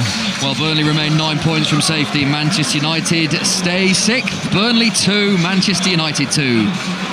Where do you think Burnley go from here, Michael? So it's the one, isn't it? Can they strengthen? Can they bring some reinforcements in? Because for all the effort, the desire, the tactical knowledge that Scott Parker's trying to drill in with patient build-up and creativity towards the top of the pitch, you still feel that they're really, really light in that squad. They need some reinforcements. They've lost the captain for a long period of time, so a midfielder, a certain real strong, experienced midfielder would be key to try and keep the season alive a little bit, but that gap's getting too strong for them now. They will run out of steam if they don't get points very, very quickly. It's just human nature. So they've had to go this season, but now that gap is starting to look really concerning, and over the next period of time I think it will get worse if they can't get a few players in now in January. And from your point of view for United, was that in the main tonight very similar to lots of games this season? A bit of good stuff, a bit of bang average stuff, and a bit of not great stuff. Yeah, I mean there was some real that good is quality. them, isn't it? We know.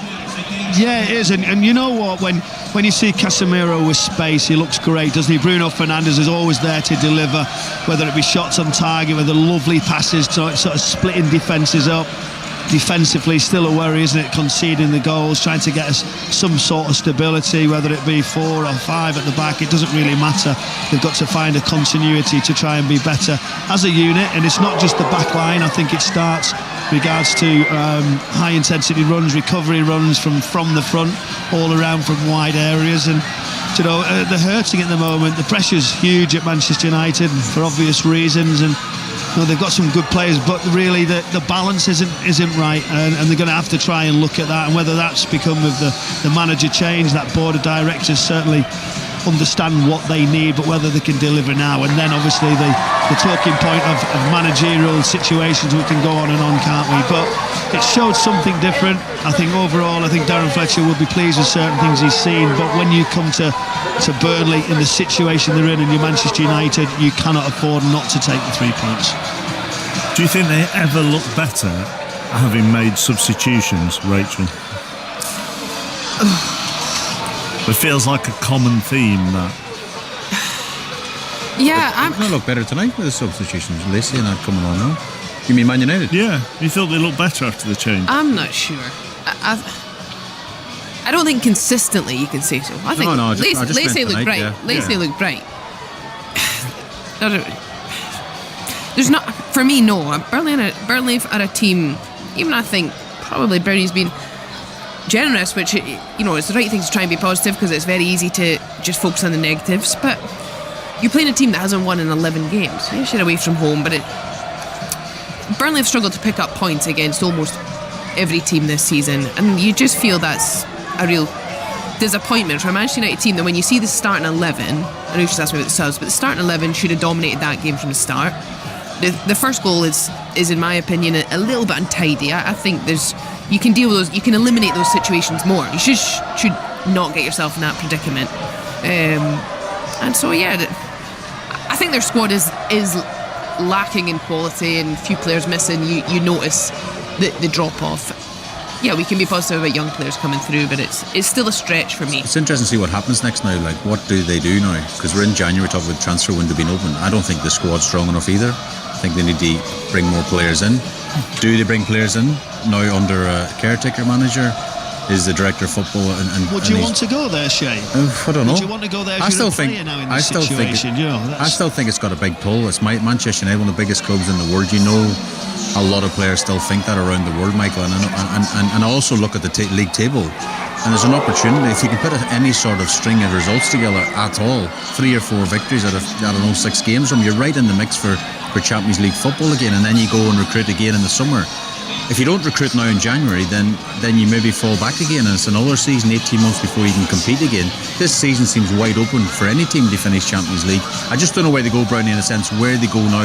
But wouldn't you want to speak to the manager? Would you not want to speak to a manager who's going to coach you, who's going to take you on the journey over the next couple of seasons, or would a modern day player now, well, it is what it is, I have to crack on possibly, and do it? I'm even just thinking the powers that be. You know, they must be thinking we have to strengthen the squad. We have an opportunity to get back in Champions League football, and be it a caretaker manager or Ole Gunnar Solskjaer's coming in perhaps at the end of the season or whatever it is. I think they need to strengthen again to give themselves a chance. I don't think they can just rest to the summer now and hope for the manager that's going to come in. That's the talk at the minute. On a permanent basis, doesn't come to the summer. I think they need to strengthen now. Isn't the other problem really, Michael? Just with the final one here, we're still in the closing stages at St James's Park, where it's still 3-3. That they've had a very favourable run of fixtures in the main, have United, and they haven't taken advantage of it. You know, losing at home to 10-man Everton, drawing at home to West Ham, drawing at home to Bournemouth, drawing at home to Wolves, a point at Ellen Road, now a point at Burnley, 2 promoted sides, albeit Leeds are playing very well at the moment. They've had a very favourable run and they haven't capitalised, and next in the league it's the derby and then away at Arsenal.